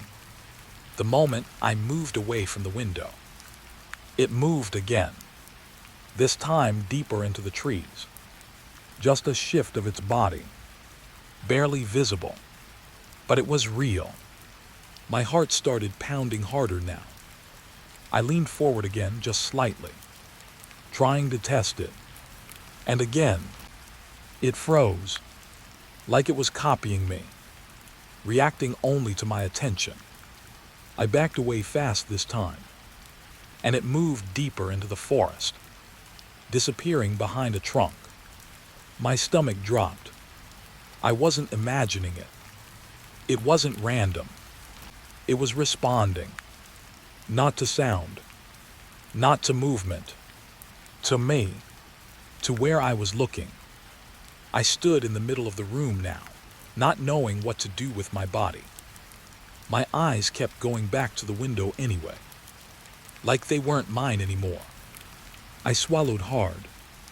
Okay, I whispered, this is impossible. The cabin didn't answer, but the silence felt heavier now, like it was agreeing with me. I forced myself to stay still. No movement, no reaction, just watching from a distance. The forest outside was dark again, empty again, but I knew better now. It wasn't empty. It was waiting for me to engage with it again. I turned away from the window on purpose, just to test something, and immediately, I heard nothing change. No sound, no movement, nothing. I stood there for a few seconds, then slowly turned my head just a little. Not fully, just enough to see the corner of the window. And the moment my gaze touched it, it was there again, closer than before, between two trees, perfectly aligned with my line of sight, like it had moved into position. My breath hitched. I pulled my eyes away instantly, and it moved again, deeper, hiding. My skin went cold. I turned fully away now, staring at the table. My hands were shaking slightly. "It only moves when I look," I said quietly. Saying it out loud made it worse, because now it was real. Not just a feeling, a pattern, a rule. I looked at the note again on the table. "Do not look outside after 2 a.m." My mouth went dry. That wasn't just a warning. It was a boundary, a limit. I pulled out the chair slowly and sat down, trying to steady myself. My eyes stayed fixed on the table. I refused to look at the window. For a few seconds, nothing happened. Just silence. The clock ticked somewhere in the background. Slow, steady, too normal for what was happening. Then, a sound outside. Soft, like something stepping on dry leaves. My eyes flicked toward the window before I could stop myself. And instantly, I saw it, standing again, but not fully visible. Only when I looked, like it had been waiting for that exact moment. My stomach dropped hard, and the second I focused on it, it froze again. Perfect stillness. No movement at all. I jerked my eyes away, and it disappeared. I leaned back in the chair, breathing uneven now. This wasn't just observation. This was interaction. Like the forest outside was a system, and my gaze was the trigger. I rubbed my face hard. "This doesn't make sense," I whispered. But it didn't care if it made sense. It was still happening. I tried something different. I kept my head facing forward, but shifted my eyes slightly toward the window. Just a corner glance. Barely anything. And immediately, it appeared. Closer again. This time near a different tree. My breath caught. I snapped my eyes away instantly, and it moved back again, like it had never been there. I stood up fast now. Chair scraped loudly behind me. I froze, waiting, listening. Outside, nothing reacted, but I knew it was there, waiting for me to look again. My hands curled into fists. "Okay," I said softly, "so don't look." I turned my back to the window completely, stared at the wall instead. But now my mind was worse, because I could feel it behind me. Not physically, mentally, like a tension pressing against the back of my head. I stayed like that for a while. Minutes maybe. Hard to tell. The cabin felt smaller now, like the walls had slowly shifted inward while I wasn't watching. Then my thoughts betrayed me. What if it only reacts when I'm aware of it? What if it doesn't exist unless I confirm it? That thought hit too hard. I hesitated, just for a second, and that was enough. My eyes flicked toward the window. Instantly, and it was there. Not far, closer than before, standing between two trees again. perfectly still, waiting, like it had learned my hesitation. My chest tightened violently. I pulled my eyes away again. But this time, I felt it. A delay. A fraction of a second where it didn't move immediately. Like it was deciding whether I deserved to see it vanish. Then it disappeared. I backed away from the table now, breathing heavier. "This is wrong," I said quietly. But the word didn't feel strong enough. Nothing here felt normal anymore. I sat down again, forcing my hands to stop shaking. I stared at the floor, refusing to look anywhere else. But now I understood something worse. It wasn't just following me. It was learning me. My attention, my hesitation, my fear. Each glance was feeding a direction. And the forest outside wasn't random anymore. It was positioning itself based on me. I swallowed hard, and without meaning to, my eyes drifted again, just slightly, toward the window. And there it was, already waiting. Perfect placement, perfect timing, like it had never left. I pulled my eyes away fast, but this time I didn't feel relief, because I realized something I didn't want to accept. Even when I wasn't looking, it still knew where I was supposed to look next. It doesn't walk anymore. It waits. And that's the part that makes my chest feel tight every time I think about it. Because I stopped seeing it as something far away on the first night after I broke the rule. Now it's closer. Every night. Just a little closer. The first time I noticed it, I thought I was imagining it again. I was standing near the window, not looking directly this time, just watching the edge of my vision, trying to trick it, trying to stay safe. But even then, I felt it. That pressure, like something outside, was matching my breathing. Slow, controlled, waiting for me to slip. I didn't look fully. I refused, but I still saw it. Between two trees again. Same shape, only the distance felt wrong. Like the space between the forest and the cabin had shrunk overnight. I stepped back fast. My heart was already too loud. "No," I whispered. "No, no, no." I turned away from the window completely. For a few seconds, nothing happened. Just silence. But then, a soft sound outside. Like dry leaves shifting under something heavy. Not footsteps. More like a weight being placed carefully. I froze. My eyes stayed on the wall. I didn't want to look, but I already knew. I already knew it was there again, and that it was closer than yesterday. I stayed like that for a long time. Not moving, not breathing properly. The cabin felt smaller again, like the walls were listening now too. Then I made a mistake. A small one. I shifted my weight. The floor creaked under me. It wasn't loud, but it was enough. Outside went still. Completely still. That silence hit harder than any sound, because I understood what it meant now. It reacts to me, not just my eyes, even my presence. I didn't look.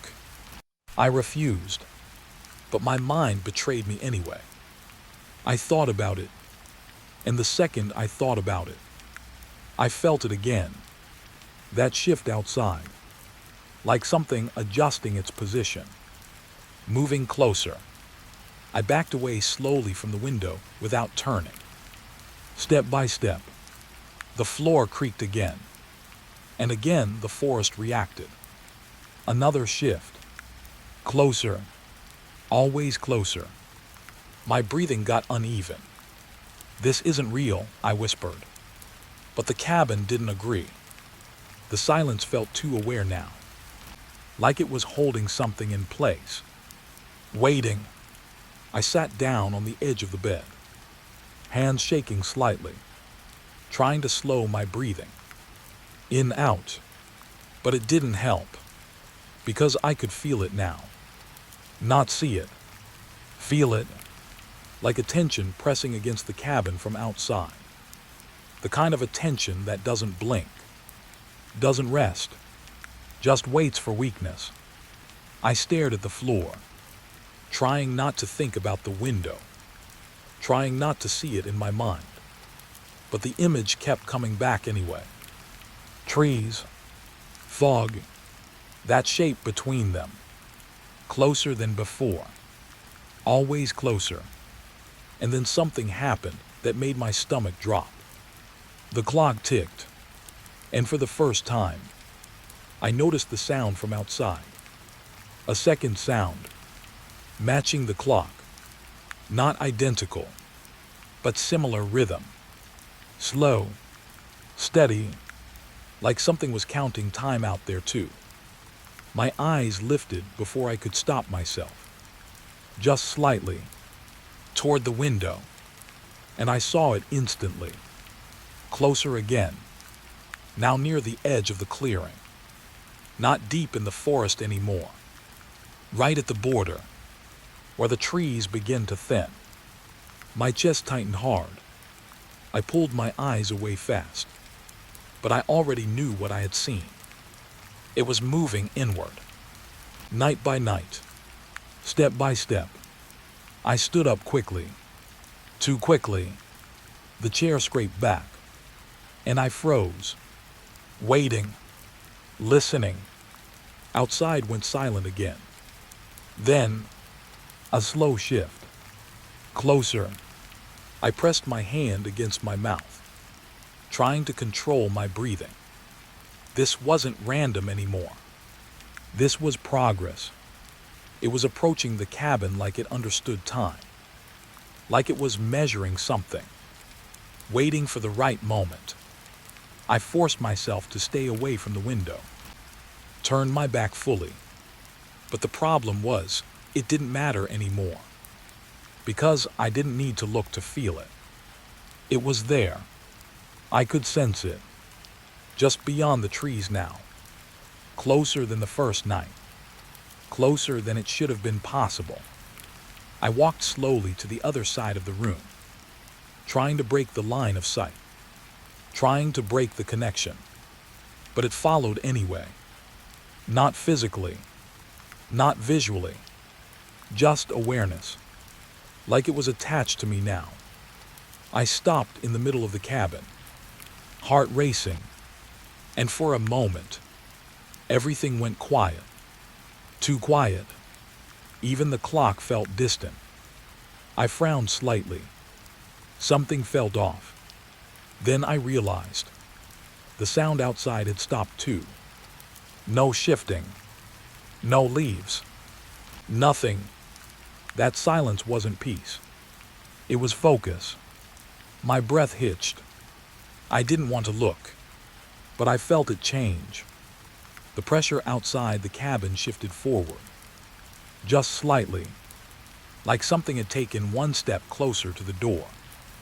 My stomach dropped instantly. "No," I whispered. I turned my head just a fraction toward the window, and immediately, I saw it, right at the edge of visibility. Not deep in the forest anymore, not between trees, now standing just beyond the clearing, closer than ever before, perfectly still, facing the cabin, facing me. My body went cold. I snapped my eyes away instantly, but it was too late, because now I knew exactly where it was. And more importantly, it knew I saw how close it had gotten. I backed away fast, heart pounding so hard I could hear it in my ears. "This is getting worse," I whispered. But even that felt like an understatement. The cabin suddenly felt fragile, like it wasn't meant to keep anything out anymore, just to delay it. I sat down again, forcing my hands to stop shaking. trying to think, trying to understand, but every thought led to the same place. It's coming closer because I keep noticing it. Or worse, because I noticed it at all. That idea made my skin crawl. I stayed still for a while, not looking, not moving, just listening. And then, a soft sound at the edge of the cabin. Not inside, outside, very close now, like something brushing against the wooden wall. Slow, careful, testing. My breath stopped. I didn't move, didn't even blink properly. The sound continued. A faint scrape, then silence, then another small shift. Closer, right outside now, right next to the cabin.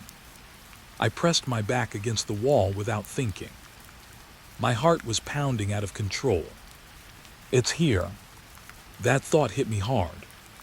Not in the forest anymore. Not watching from distance. Right here. And for the first time, I understood something I didn't want to understand. It wasn't just approaching. It was mapping the cabin, learning where I existed inside it. The sound stopped again. Silence returned. But it wasn't empty. It was waiting. I didn't look. I refused. But I could feel it right outside the wall. Still, present, closer than ever before. And in that moment, I realized tomorrow night might not feel like it's outside anymore. It might feel like it's already inside, just waiting for me to turn the wrong way. The knocking didn't come from the door. It came from the wall. Slow, careful, like something was testing the wood to see if it still felt like wood. I froze instantly. My back pressed against the opposite side of the cabin. My breath stopped halfway in my chest. Then it came again. Tap. Not loud. Not aggressive. Just patient. Like it had all the time in the world. I didn't move. Didn't even blink properly. Because I already knew. It was right outside. Closer than before. Closer than last night. And now it wasn't waiting in the forest anymore.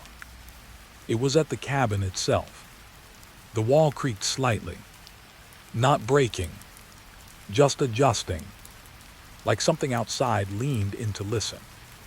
My throat went dry. I looked at the window without meaning to. Just a small glance. And the moment I did, I saw it. Fully. No trees. No distance. No hiding. It was there. Right at the edge of the glass. Too close for the forest to matter anymore. And this time, it didn't disappear. It stayed. My heart stopped for a second. Because I finally understood what I had been seeing in pieces. The shape wasn't a person. Not fully. It looked like it was trying to become one, but failing in small, wrong ways. Its posture was human, but too stiff. Like a body learning movement from memory instead of instinct. Its head tilted slightly. Not curiosity. More like recognition. Like it had been waiting for this exact moment. For me to finally look directly at it. I should have looked away. I know that now. But I didn't. Because something in me refused. Something deeper than fear. The need to understand. The need to confirm I wasn't imagining months of silence breaking into something impossible. And the second I kept looking, it reacted. Slowly, deliberately, it stepped forward. Not from behind a tree. Not from shadow. From nothing. Just closer to the glass. And now I saw details I wish I hadn't. The skin wasn't skin. Not in the normal sense. It looked layered, like something had tried to copy human shape, but forgot texture halfway through. The face was almost there. Almost. But the eyes were wrong. Not empty, not dark, focused on me. Not just seeing, studying, like I was the one being observed for the first time. My hands started shaking. I took a small step back, and instantly, it stopped moving, like it felt the distance change, like my movement mattered more than anything else in the world. I swallowed hard. My voice barely worked. "You've been waiting," I whispered.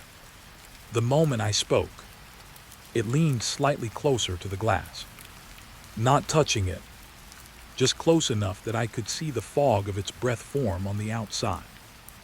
My stomach twisted hard. It breathes. That realization hit too late. It wasn't just standing there.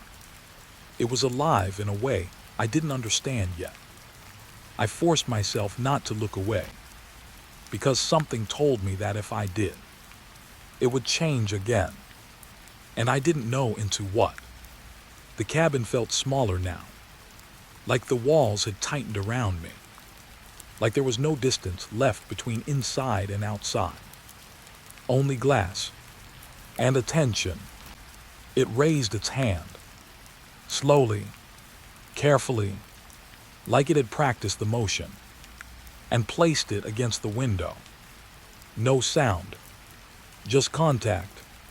My breath hitched instantly, because the hand wasn't fully formed either. It looked assembled, like bones trying to remember shape, like something building itself from what it had seen through me.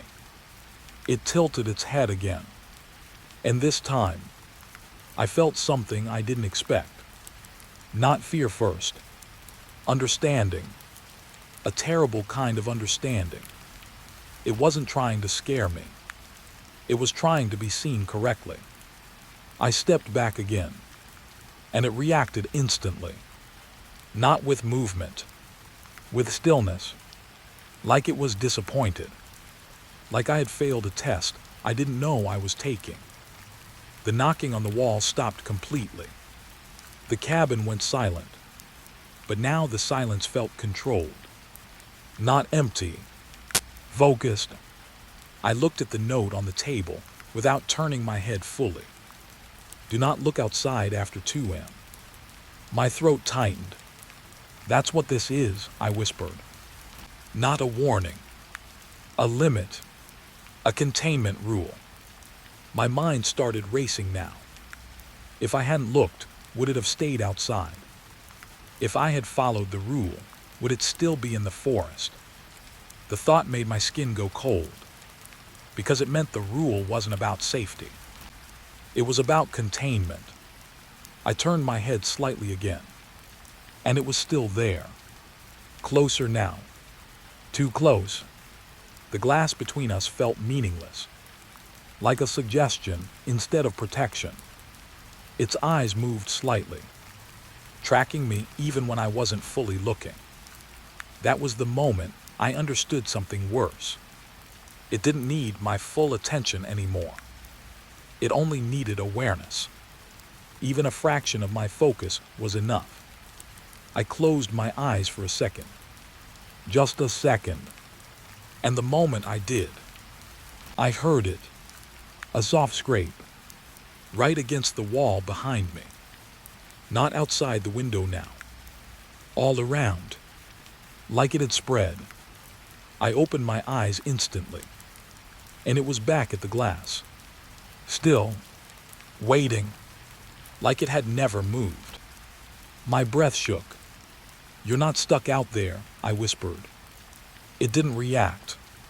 Not immediately. Then slowly, it nodded. A small movement. Not agreement. Confirmation. My blood ran cold, because it understood me. And worse, it was answering. I backed away again, and this time it didn't follow immediately. It waited, like it was respecting distance, or studying it. I couldn't tell anymore. My mind felt split. One part screaming to run, the other part stuck on it, trying to decode it, trying to make it make sense.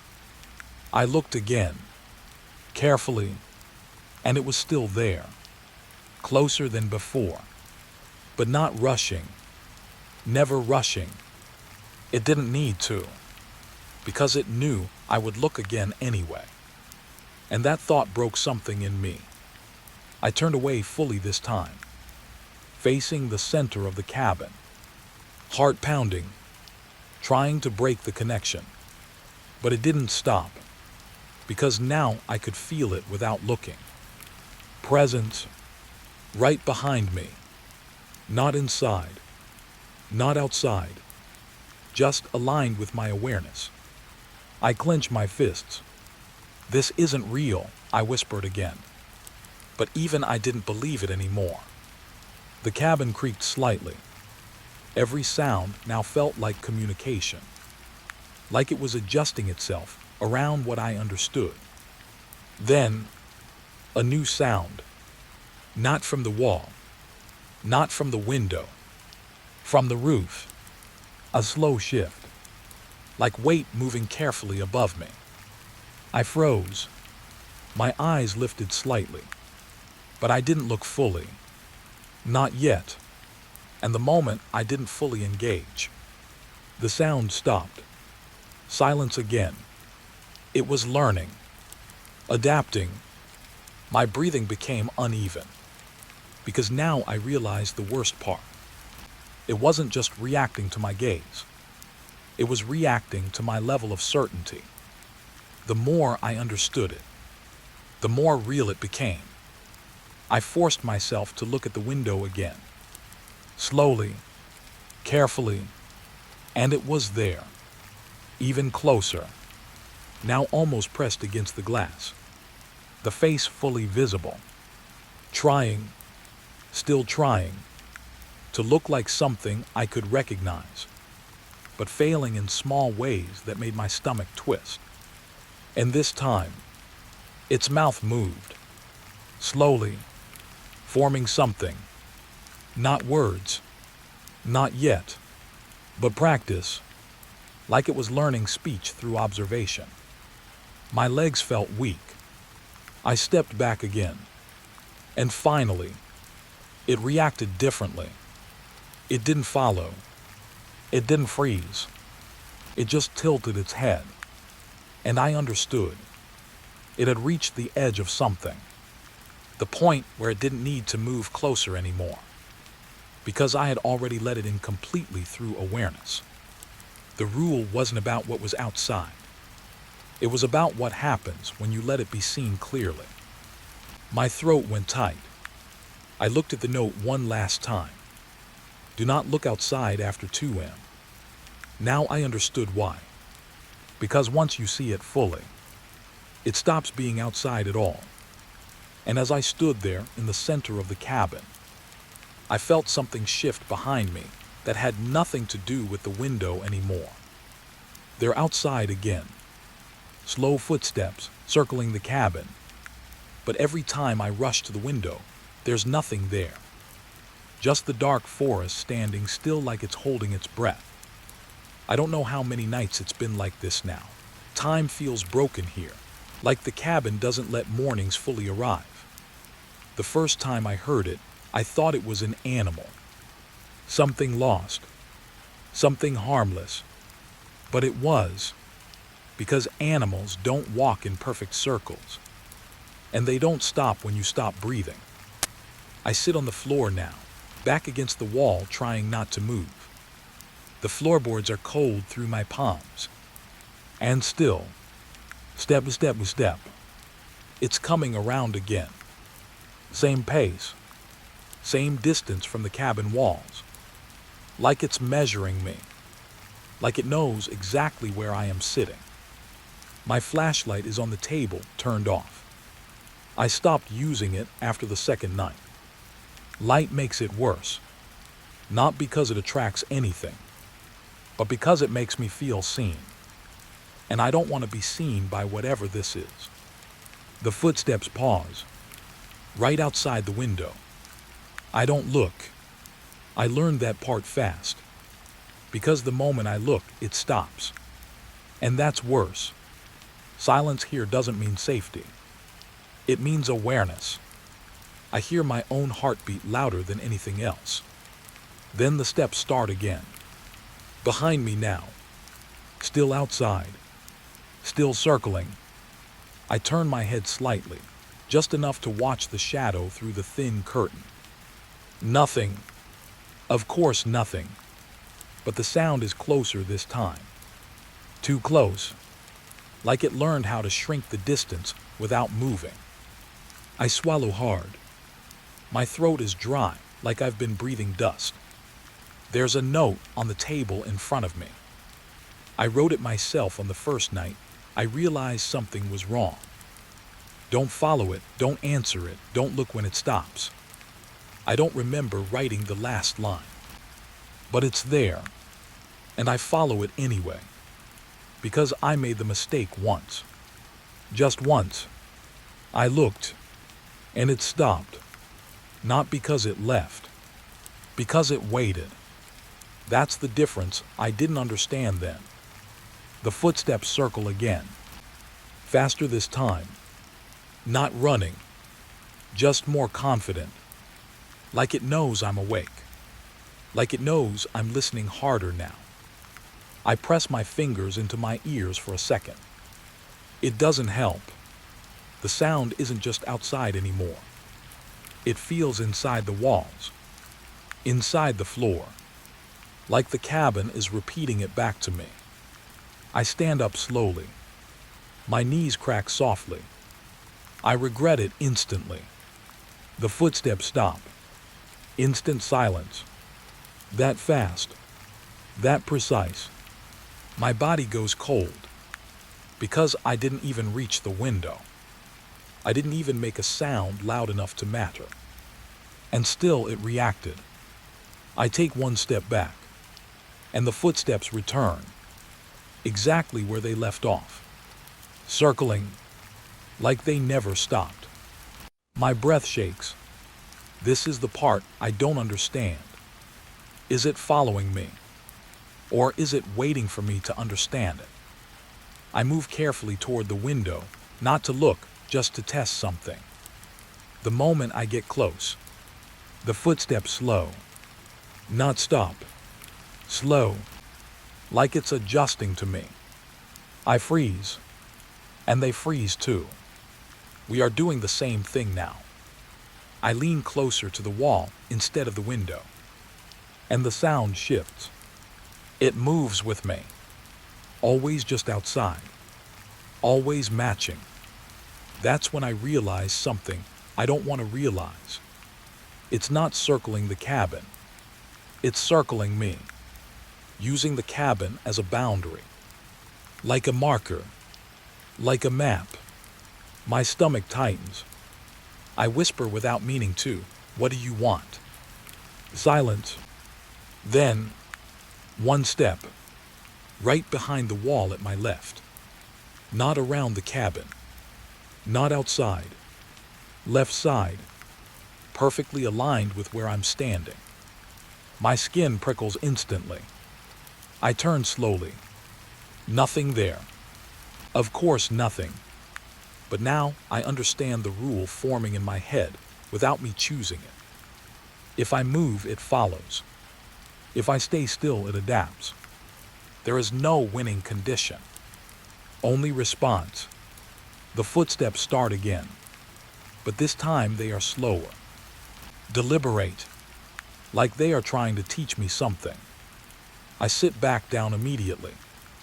And the sound settles into a calm rhythm again. Circling. Always circling. I stare at the floorboards. Trying to think. Trying to remember how I got here in the first place. There was a road. I remember a road. And rain. Heavy rain that made the world feel soft and unreal. Then the cabin. It wasn't supposed to be here. At least I think it was. But every time I try to reconstruct it, the memory breaks in the middle. Like something is cutting out the beginning on purpose. The footsteps pause again. Longer this time. My chest tightens. This is the pattern now. Stop. Wait. Listen. Then respond. I don't move. I don't breathe fully. And then, a sound that is not footsteps. A scrape. Slow and low. Like something dragging along the outside wall. My eyes flick up before I can stop myself. And instantly, the scraping stops. I freeze mid-breath. It knows. It reacts faster than thought. I close my eyes for a second, just to reset. But now I hear it differently. Not footsteps. Not scraping. Something softer. Closer to breathing. Right outside the cabin wall. I open my eyes again slowly. The cabin feels smaller. Like the walls have shifted inward while I wasn't looking. The sound moves again. Circling, but not evenly anymore. Irregular now. Broken rhythm. Like it's experimenting. Trying different patterns. Testing which one makes me react. I press my hand to my mouth to stop myself from breathing too loudly. And that's when I notice it. The silence between the sounds is getting longer. Not because it's stopping, but because it's waiting longer before continuing. Like it's learning patience. My mind starts to spin. If it learns me, then it can predict me. And if it can predict me, then I am already behind. The footsteps start again. Faster now. Not panicked. Excited. That's the only word that fits. Like it figured something out. I stand up immediately.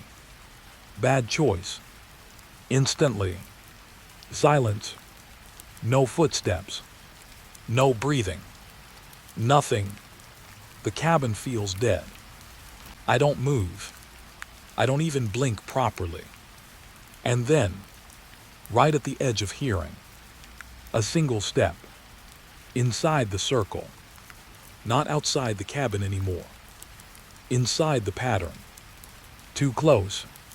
My blood turns cold. Because the circle just changed shape. And I don't know where the next step will come from. Or if it's still outside at all. The footsteps didn't stop. Not once. Not for hours. They just kept circling the cabin like something trapped inside a thought that refused to end. At first I counted them. Just to stay sane. 1 full circle, 2, maybe 10. Then I lost track. Because the rhythm stopped feeling like footsteps. It started feeling like time itself moving around me. Same speed. Same pressure. Same distance from the walls. Like whatever was outside didn't need to rest. Didn't need to breathe. Didn't even need to think. Just walk. And wait. I sat on the floor again, back against the same wall I trusted the most. But even that trust started to fade. Because now I wasn't sure if the sound was outside anymore. Sometimes it felt like it was under the cabin. Sometimes above it. And sometimes, too, perfectly aligned with my heartbeat. That last part scared me the most. Because I could feel it adapting. Not changing. Adapting. Like it was learning what I was. The oil lamp on the table flickered once. Then again. I didn't touch it. There was no wind. No draft. Just that slow, unstable pulse of light that made the shadows breathe wrong. And every time the light dipped, the footsteps got slightly louder. Not by much. Just enough for me to notice. Just enough to make me question if I was imagining patterns. I pressed my palm into my forehead, trying to hold myself together. Stop thinking, I whispered. But thinking was all I had left. The circle outside didn't change. It just kept going, and going, and going. At some point, I started noticing something new. The footsteps weren't random anymore. They were structured, like there was a rhythm inside the circle, a pattern hiding inside repetition. Every seventh step was slightly heavier. Every 12th step paused a fraction longer. I don't know how I noticed it. I just did. And once I did, I couldn't unhear it. That's when the real fear started. Because patterns mean intelligence. And intelligence means intent. I stood up slowly. My legs felt stiff, like I hadn't used them in days. Maybe I hadn't. The cabin felt smaller again. Or maybe I was just noticing the walls more. The sound kept circling. Perfect. Patient. Too patient. I moved toward the window again, without fully deciding to. That was the worst part. My body was starting to act before my mind. I stopped just short of the curtain. The footsteps slowed immediately. Not stopped. Slowed. Like it felt me approaching. Like it expected it. I didn't pull the curtain back. Not yet. Instead, I whispered, "What are you?" The footsteps paused. Completely. Silence dropped so fast it felt like a weight hitting the cabin. My ears rang slightly. Then, a single step. Right outside the window. So close I could feel it in my teeth. My breath locked. And then nothing again. No movement. No sound. Just waiting. I should have stepped back. I should have sat down. But instead I did something worse. I reached for the door. Not fast. Not slow. Just inevitable. The wood felt colder than it should have. The handle was rough under my fingers. And the moment I touched it, the footsteps started again. But differently now. Faster. Closer. No longer circling. Approaching. I froze. My hand stayed on the handle. I didn't turn it yet. My mind screamed not to move. But another part of me needed to know. Needed to break the pattern. Because patterns that don't break eventually own you. I turned the handle slightly. Just enough to feel resistance give way. The sound outside stopped instantly. That silence again. Sharp. Perfect. Waiting for my next move. My breathing turned shallow. I opened the door just a crack. Cold air slipped in immediately. Too cold. Like it had been waiting for that exact moment to enter. And then I saw it. Not clearly. Not fully. Just movement. A shadow shifting just beyond the threshold. Not in the forest. Closer. Too close. Standing where the circle had ended. My stomach tightened. Because there was no circle anymore. Just direction. Straight toward me. I should have slammed the door. But I didn't. Because I wanted to see if it would move closer when I opened it more. That thought terrified me after I had it. I opened the door another inch. And it responded instantly. One step forward. Not fast. Not aggressive. Certain. My breath stopped completely. I finally saw its shape through the dark. Tall. Wrongly balanced. Like its body hadn't fully agreed on how it should stand yet. Its head tilted slightly toward me. Not searching. Recognizing. The realization hit me slow and heavy. It wasn't circling the cabin anymore. It had been circling my attention. Testing how I respond. How I break. How I open. My hand shook on the door. I tried to close it. But it didn't let me. Not physically. Something about the moment itself made it impossible to move back smoothly. Like closing it would mean acknowledging something I wasn't ready to admit. The thing outside took another step, now only a few meters away. Still not rushing. Still learning. I whispered without meaning to, "You're not supposed to be real." The head tilted slightly, like it heard me clearly, like it understood every word. Then it stopped moving completely, just stood there, waiting again. And in that pause, something worse happened. I realized the footsteps weren't gone. They were inside my head now. Not sound, memory, repetition without source. I pulled the door a little more open, against every instinct I had. And that's when it leaned forward, just slightly, enough for the dark to shape something like a face. Not human, not animal, something that had learned human form by watching it from too far away. My chest tightened painfully, because now I understood why it circled. It wasn't searching for me. It was learning me, one loop at a time. My voice barely worked. "You were waiting for me to open it." The moment I said it, it moved again. One step closer, now at the edge of the light spilling from the cabin. And I saw something I wish I hadn't. It wasn't coming in. It was waiting for permission. The realization hit like ice in my chest. The cabin wasn't protection. It was definition. Inside and outside only mattered because I believed they did. My grip on the door loosened slightly without me meaning to, and it reacted immediately, stopping again, perfectly still, like it was tied to my hesitation. Not the space. Me. My breath broke. I finally understood the circle. It wasn't walking around the cabin.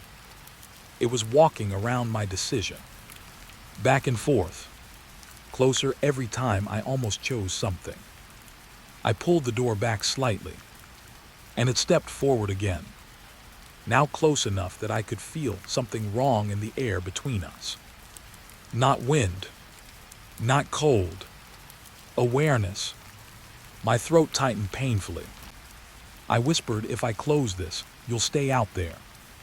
It didn't respond, but something about its stillness felt like disagreement, like the question itself was wrong. I slowly started to pull the door inward, and for the first time, it didn't move forward. It just watched, waiting for the exact moment I finished the action. My hands shook harder now, because I understood the real rule forming in front of me. It didn't matter what I did, only that I did it completely. Half actions kept it alive. Finished actions defined reality. The door was halfway closed now, and I felt something shift outside, like the forest itself leaned back slightly, as if space was correcting itself. My heart pounded. I forced the door shut fully. The click was soft, almost polite. And then, silence. No footsteps. No movement. Nothing. Just the cabin breathing again like it forgot how to hold tension. I stepped back slowly, staring at the door, my hands still trembling. Minutes passed. Maybe more. The silence stayed. No circling.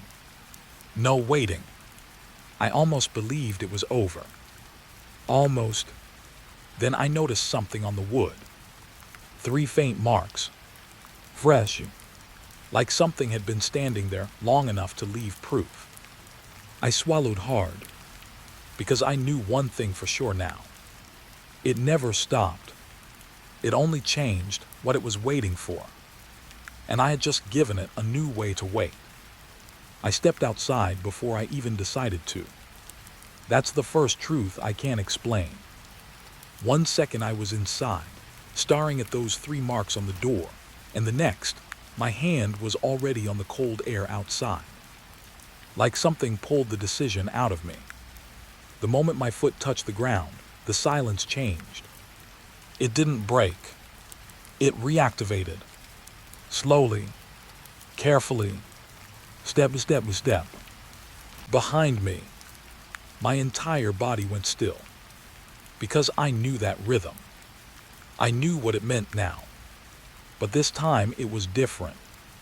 This time I was outside with it. Not protected by walls. Not separated by glass or wood.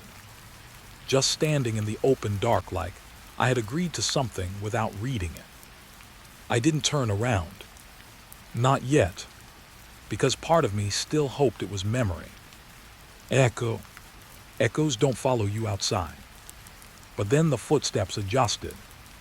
They matched my position. Perfectly. I took one slow step forward. The footsteps took one step behind me. I stopped. They stopped. My throat went dry instantly. No, I whispered without thinking. The word felt too loud in the forest. And the moment it left my mouth, the footsteps changed again. They got closer. Not rushing. Just closing the space like it was always allowed to do that. I finally turned around. And there was nothing. Of course there was nothing. The forest stood still like it had never moved in its life. Trees black and thin. No wind. No shape. No source. But the sound didn't lie. It was right behind me. I backed up slowly toward the cabin door without looking away from the dark. My hand reached for the handle behind me.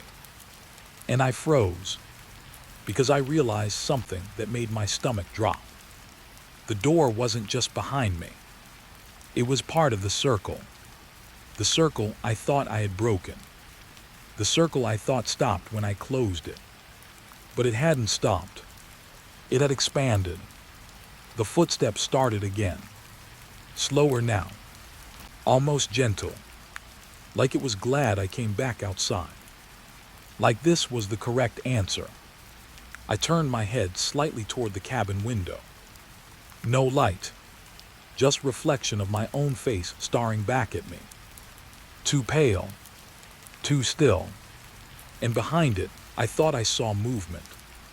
But when I focused, it was gone. The footsteps circled again. Not around the cabin this time. Around me. Wide. Patient.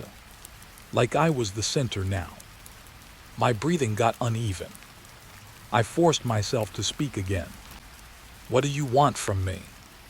Silence. Then, a step closer. My skin tightened instantly. Not fear alone anymore. Recognition. Because I wasn't asking the right question. I already knew that. The question was, what do you want?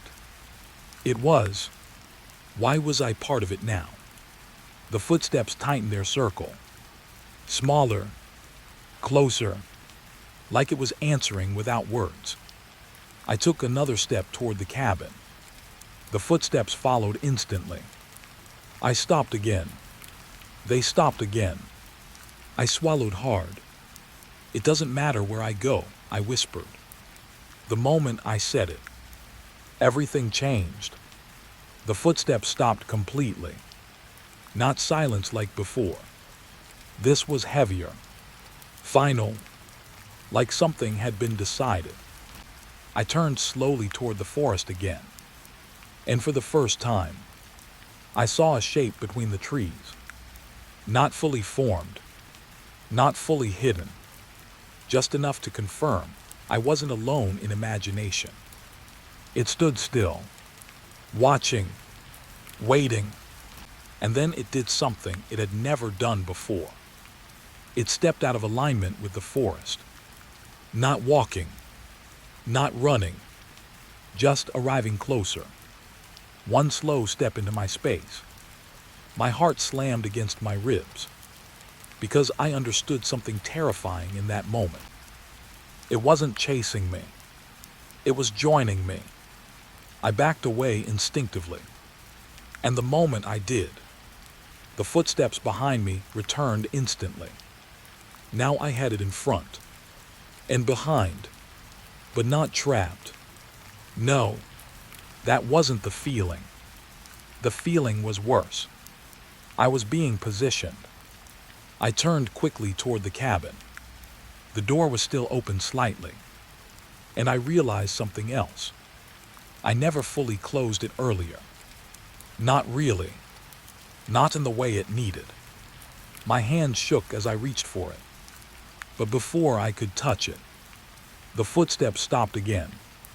Everything stopped. Even my breath felt like it paused midair. And then, a voice, not inside my ears, not outside, just around me. Soft, almost familiar. You already joined. My blood went cold instantly. I spun around fast. Nothing. No shape. No movement. But the voice stayed. Not repeating. Just lingering like it didn't need to speak twice. My knees felt weak. I whispered, "No, I didn't." A pause. Then the forest responded with a sound I wasn't prepared for. The footsteps returned, but now they were synchronized with mine. When I shifted my weight, they shifted. When I stepped back, they stepped forward. Not mirroring anymore. Blending. My breath turned shallow. I tried to break it. I ran one step forward. Instantly, the sound collapsed around me. Not behind. Not ahead. All directions. A full circle. Closing. My chest tightened painfully. I stopped running immediately. And the footsteps stopped too. I stood frozen in the middle of the clearing. Because now I understood the structure. There was no outside anymore. Only participation. I looked toward the cabin again. And the door slowly moved. Just slightly. Not wind. Not physics. Intent. I shook my head. "This isn't real," I whispered again. But my voice didn't feel like mine anymore. It felt like something borrowed. The footsteps returned softer now. Almost calm. Like reassurance. Like it had already won the part it needed. I backed away slowly. And the circle adjusted again. Always adjusting. Always centered on me. The forest didn't feel like forest anymore.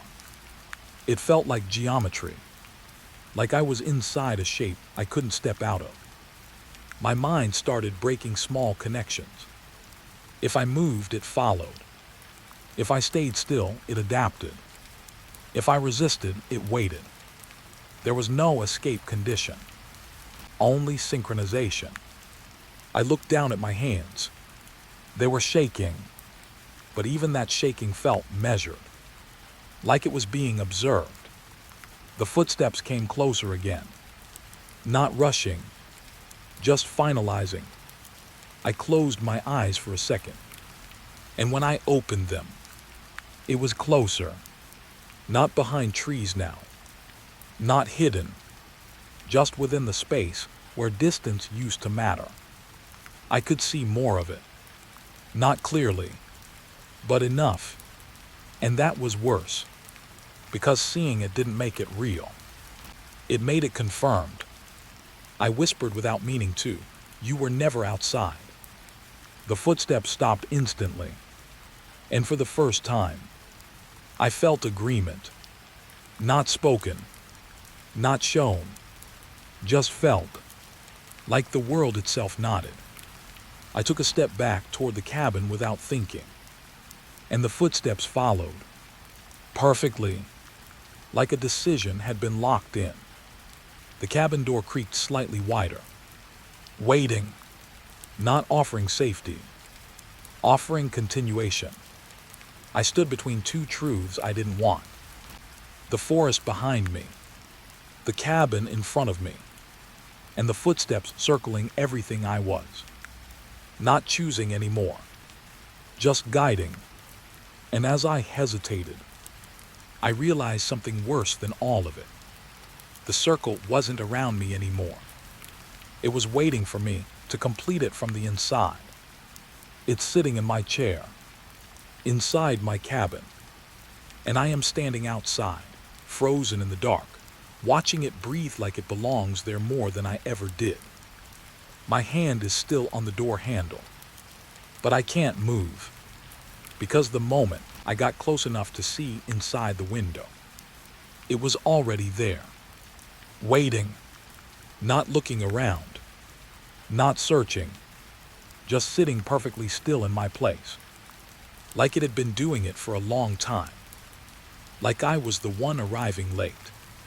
My throat goes dry instantly. I step back once without thinking, and the floor behind me crunches softly. That sound makes my whole body tense, because I didn't step on anything sharp. There's nothing here, just forest and cold air, and the cabin I thought was empty. But it isn't empty. Not anymore. Inside, the figure doesn't move. It just sits in my chair like it knows I saw it. The lamp on my table is on. I didn't leave it on. I am sure I didn't. The light flickers slightly through the window, painting the walls in slow, unstable shadows. And in that flicker, I notice something worse. The chair isn't just being used. It's being occupied properly, like it understands how a human sits. Back straight, hands resting, head slightly lowered, waiting posture, not random, not chaotic, learned. My stomach tightens. I take another step back, then another. The forest behind me feels too quiet now, like it's holding its breath just to hear what I'll do next.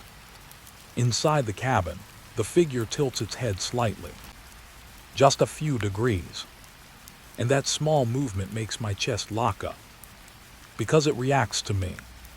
Not sound, not light, me. I whisper without meaning to, "That's my chair." My voice disappears into the night, but the moment I say it, the figure stops moving completely. Not like before, not natural stillness. This is different. This is attention. Like I finally said something it understands. My hands start shaking. I force myself to look closer through the window again. Bad idea, but I do it anyway, because something in me refuses to accept what I'm seeing.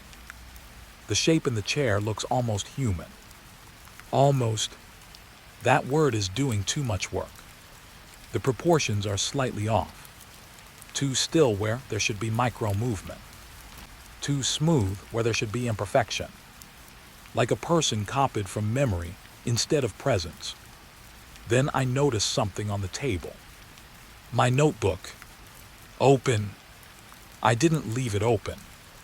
The pages are turned to the middle, like someone was reading it, or writing in it.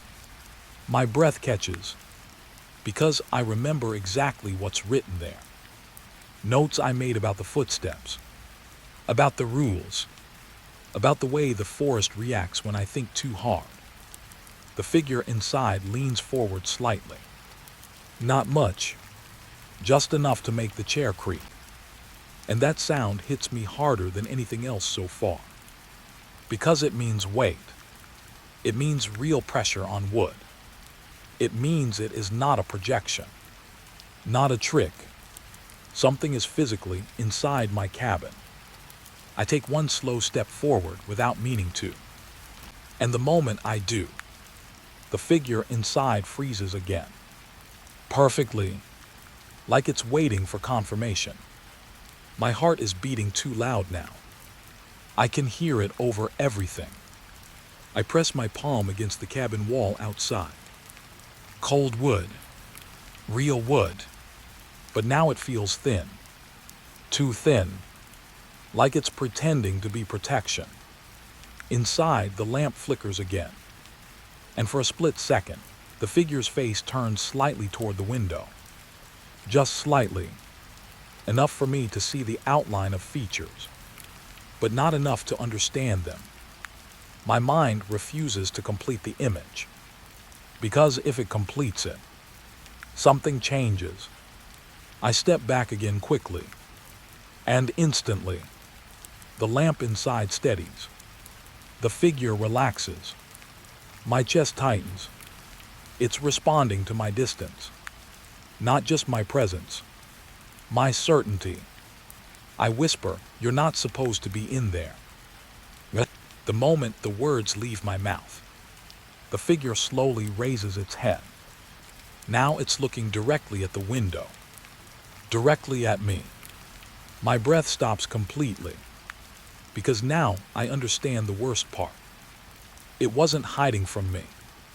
It was waiting for me to confirm it, like it needed my awareness to fully settle into my space. Inside the cabin, it stands up slowly. The chair slides back a few centimeters. That sound is soft. Too soft. Like it knows how to control noise. Like it understands fear doesn't come from loud things. It comes from precise ones. I back away again. My heel hits a rock in the dirt. I almost fall. The sound breaks the silence. And inside, the figure reacts instantly. It turns its head sharply toward the door. Not the window. The door. Like it already knows I'm outside. My stomach drops, because I never made a sound that should tell it that. I step back again, slower this time, and the cabin door creaks slightly. From the inside, it's moving, not opening fully, just shifting, testing. I feel something cold crawl up my spine, because I realize something I don't want to understand. It didn't break into my cabin. It was already inside when I left. Or worse, it entered because I left. My breathing gets uneven. I force myself to move closer again, just to see, just to confirm. The figure inside is now standing directly in front of my chair. My chair, like it has replaced me in the exact position I used to exist in. And suddenly, I remember something small. Something I didn't think mattered. I didn't lock the door properly last night. Or maybe I did. I can't remember the exact moment my routine stopped feeling real. Inside, the figure tilts its head again. And this time, it sits back down, in my chair, slowly, deliberately, like it's completing a cycle. My chest tightens painfully, because now it looks comfortable, like it has been practicing this for longer than I've been alive in this moment. The lamp flickers again, and I swear, just for a second, the shadow inside looks like it stretches toward the floor, beyond the chair, beyond the table, like it's spreading familiarity into the room, claiming it. I step back again instinctively, and that's when everything inside reacts at once. The lamp steadies, the chair stops creaking, and the figure inside slowly turns its head toward the door again, like it's listening for me, waiting for me to make the next decision. My throat is dry. I whisper, "What are you doing in my cabin?" The answer doesn't come as words. It comes as movement. The figure inside lifts one hand and places it on the table, right next to my notebook, and gently slides it closer to itself, not destroying it, not hiding it, reading it, understanding it. My vision narrows slightly, because that notebook isn't just notes anymore. It's instructions, patterns, rules I discovered, and now it's learning them. From me. A sudden thought hits me so hard I almost step forward. If it learns everything I wrote, then it learns how I survive it. Inside, the figure turns one page. Slowly, carefully, like it's studying me through paper. And then, it stops, completely still again, like it found something important. My stomach twists. I can't see what page it's on, but I know exactly which one it must be looking at. The first rule I ever wrote. Don't look at it when it's inside. Inside the cabin, the figure slowly raises its head again. And this time, it doesn't look at the window. It looks directly at the door. At me, like it's waiting for me to decide whether that rule still applies. It didn't move when I moved. Not immediately. There was always a delay. A small one, almost invisible at first. But now I notice it clearly. I take one slow step back from the window. And inside the cabin, it takes the same step, but half a second later, like it's remembering me instead of feeling me. My breath catches in my throat, because that delay is not random. It's learning timing. My timing. I don't move again. I just stand there, frozen in the cold air outside, watching my own cabin like it doesn't belong to me anymore. Inside it sits again, perfectly still, in my chair, exactly like I saw it before. But now I understand something worse. It wasn't sitting naturally. It was copying the way I used to sit. The same posture, same angle of the head, even the way my shoulders used to drop when I was tired. I feel my stomach twist, because I don't remember teaching it that. But it learned it anyway. I swallow hard and whisper, "Stop copying me."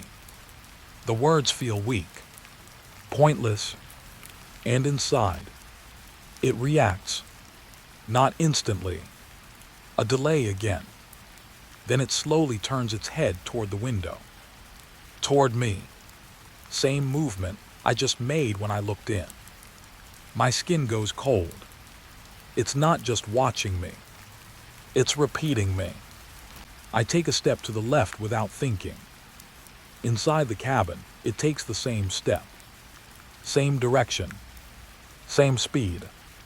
Same hesitation before the foot lands. My chest tightens. No, no, no. I step back quickly. Inside, it steps back quickly too. Too quick this time. The delay is shrinking. My breath becomes uneven, because now it's learning faster. Adapting. The gap between my action and its reaction is getting smaller every time. Like practice. Like repetition. Like something trying to become exact. I back away from the window completely, but I don't break eye contact. Inside, it stays standing now. Waiting. Still copying. But now it's watching me more closely than before. Not just repeating. Anticipating. My hand shakes slightly at my side. And I notice something else. When my fingers twitch, inside its hand twitches too. A fraction later, but still matching. My stomach drops hard. It's not just copying big movements. It's copying micro movements now. The things I don't even notice I'm doing. I take a slow breath. And instantly, inside it mimics that too. The rise of the chest. The pause at the top. The slow release. Exact. Too exact. I step closer to the window without meaning to. Inside, it steps closer too. The chair scrapes behind it. But it doesn't sit. Not anymore. Now it's standing in the middle of the cabin, waiting for me to move again. My mind starts racing. If it copies me completely, then what happens when I stop moving? I try it. I freeze. No breath, no shift, nothing. Inside the cabin, it freezes too. Perfect stillness. My throat tightens. Even the silence matches now. But something feels wrong, because I can still feel it, even when it doesn't move. Like it's not reacting to my body anymore. It's reacting to my intention. I slowly raise my hand. Inside, it raises its hand. Delayed, but only slightly now. Less than before. My stomach twists again. The delay is shrinking too fast. I lower my hand quickly. Inside, it lowers its hand faster than it should. Almost instant now. My heart beats harder. No, I whisper again. Because I understand what's happening. It's not just copying anymore. It's closing the distance between imitation and origin. I take one step backward. Inside, it takes one step forward. But the timing is wrong. Too close. The delay is almost gone. Just a flicker now. My breathing becomes shallow. I try something else. I turn my head slightly to the right. Inside, it turns its head. But this time, there is no delay. None. My body goes completely still. That wasn't supposed to happen yet. I test it again. A small movement of my fingers. Inside, exact mirror. Instant.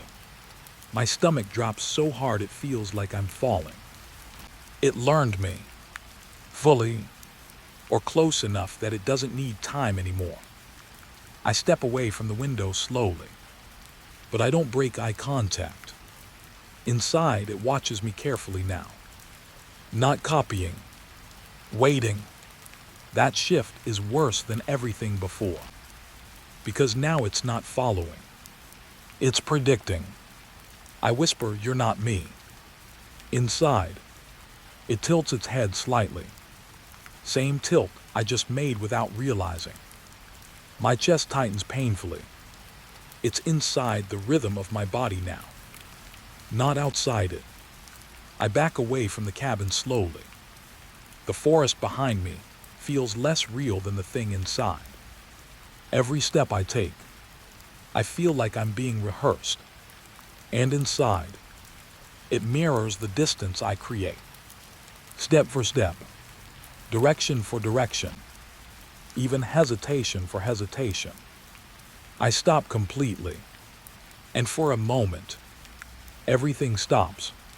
Me, it, the cabin, even the air feels paused. Then I do something small. I blink. Inside, it blinks. Too fast. Too human. My breath catches instantly. Because that was new. It didn't need delay anymore. It's refining me. My movements are becoming its memory. I take a slow breath again. Inside, same breath. Now perfectly synced. No delay at all. I feel something break inside my chest. Because now there is no separation between action and reflection. Only duplication. I take one step forward. Inside, it takes one step forward. At the exact same time. No hesitation. No lag. My stomach twists violently. I try to break it. I turn sharply away from the window. Inside, it turns away instantly too. But now I'm not looking at it. I'm looking at my own absence. Like it doesn't need to see me anymore to exist correctly. I step back again. Inside, it doesn't just step back. It adjusts its balance like I do. The tiny shift of weight from heel to toe. Copied. Perfect. I feel my throat close. Because this isn't mimicry anymore. This is replacement training. Something learning how to exist as me. Outside the cabin, I finally break eye contact. Just for a second. A mistake. When I look back, it is standing closer to the window now. Closer than it should be. Watching. Waiting. Not copying immediately. Testing. A new delay appears. Small. Controlled. Like it's experimenting with imperfection again. My chest tightens. It's not done learning. It's refining the delay.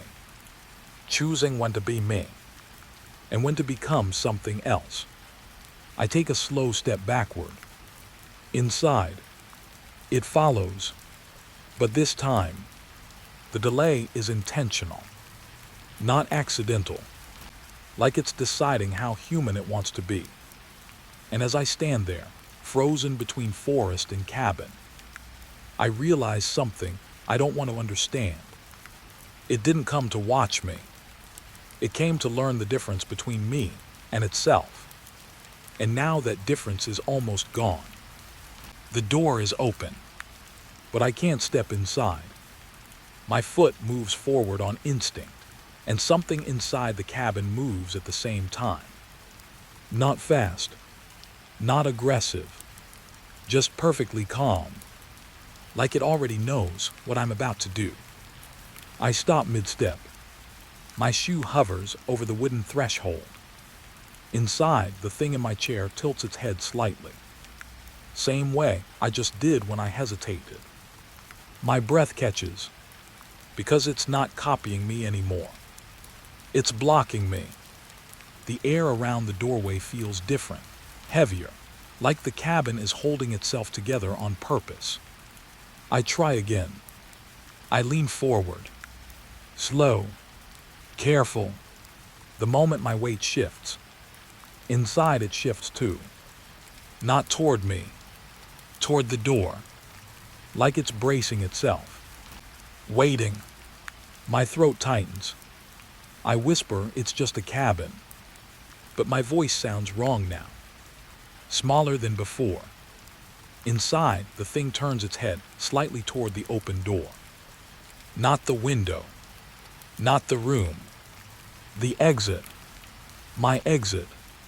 And it just watches. No panic.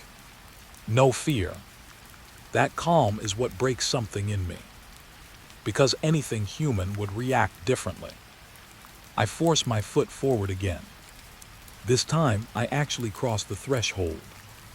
Just a few centimeters. And everything changes.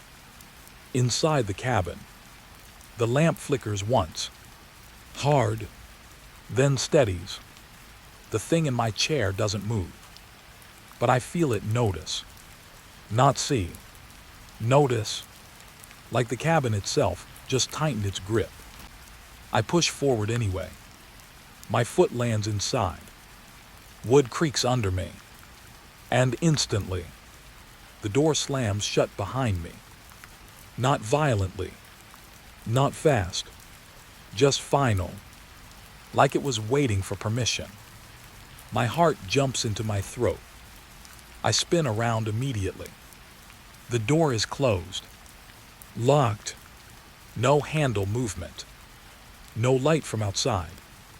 Just wood. Old solid wood. Like it was never open at all. My breathing gets uneven. I whisper, no, I didn't close that. Inside the cabin, the thing finally moves. Slow. Deliberate. It stands up from my chair. And that movement feels wrong now. Because it's not copying me anymore. It's reacting to me being inside. I take a step back instinctively. The floor creaks. Inside. It doesn't mirror me. It steps forward instead. Toward the door. Toward me. My stomach drops. It's cutting me off. I look at the window. The forest outside is still there. Dark. Quiet. But it feels far away now. Like I'm deeper than I should be. Like the cabin swallowed the distance. The thing stops near the center of the room.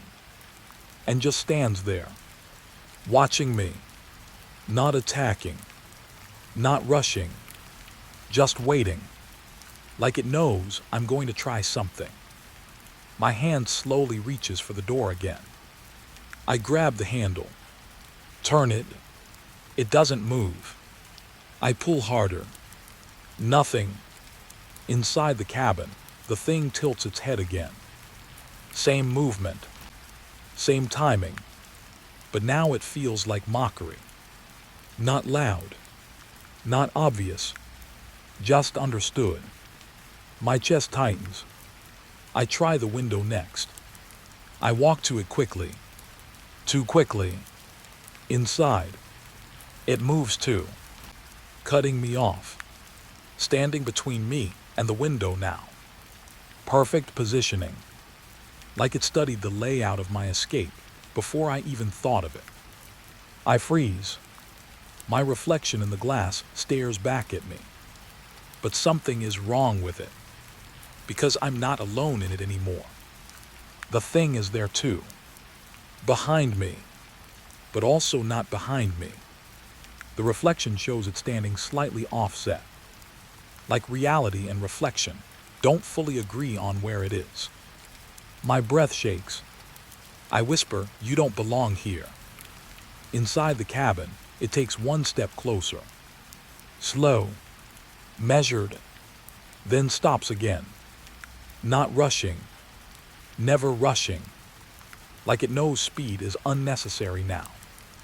I back away from the window, and immediately, it adjusts, not following exactly.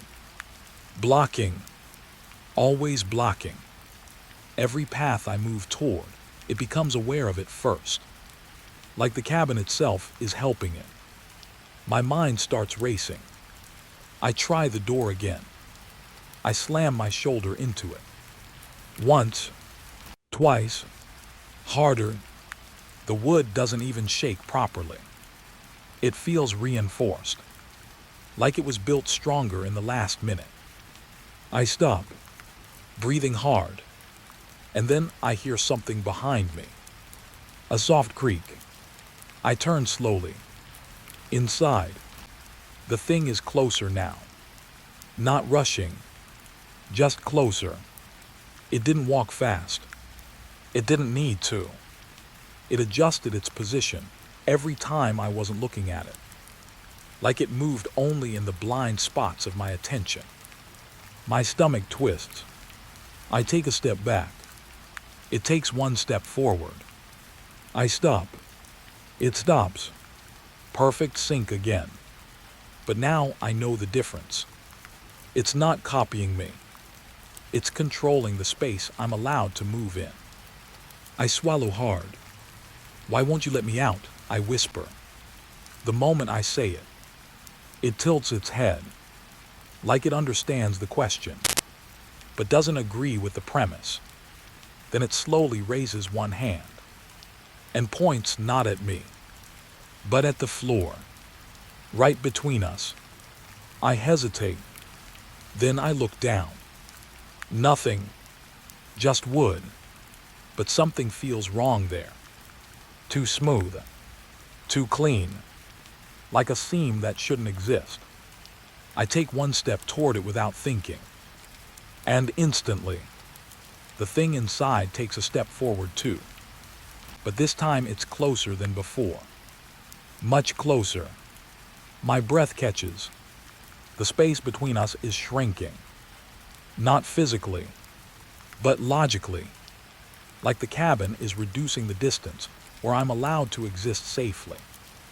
I step back fast. It steps forward faster. No delay now. No hesitation. I realize something horrifying. The closer I try to escape, the closer it becomes, because movement itself is feeding it positioning. I stop moving completely, and everything freezes again. Me, it, the cabin, even the air feels held. For a second, silence. Then, it takes one slow step forward anyway. My chest tightens. It broke the rule first. Not me. It. That means it's no longer bound to mirroring. It's independent now. Fully. I back away toward the wall. The farthest point from everything. The thing doesn't rush. It just watches me retreat. Like it's confirming something. Then it slowly turns its head toward the door behind me. My body goes cold. It's not guarding me from escaping. It's guarding me from something else. From what's outside. I whisper, there's nothing out there. But even as I say it, I don't believe it anymore. The thing takes another step forward. But not toward me this time. Toward the center of the room. Positioning itself between me and the exit path. Like it's choosing where I'm allowed to exist. My breathing becomes shallow. And suddenly, I realize something even worse. Every time I tried to leave, it didn't stop me from going out. It only stopped me from staying in control of how I moved inside. It's not trapping me. It's preparing me. My stomach drops. For what? I whisper. The thing stops moving. And for the first time, it doesn't mirror anything I do. It just stands there, perfectly still, like it's waiting for the answer to form naturally. And then, from outside the cabin, a faint sound hits the wood. A soft knock. My body locks instantly. The thing inside doesn't move, but its head turns slightly toward the door, like it already expected that sound. The knock comes again, slower, heavier, and now I understand the worst part of this entire night. It didn't stop me from entering the cabin, because something else is trying to enter too. The knock didn't come from outside.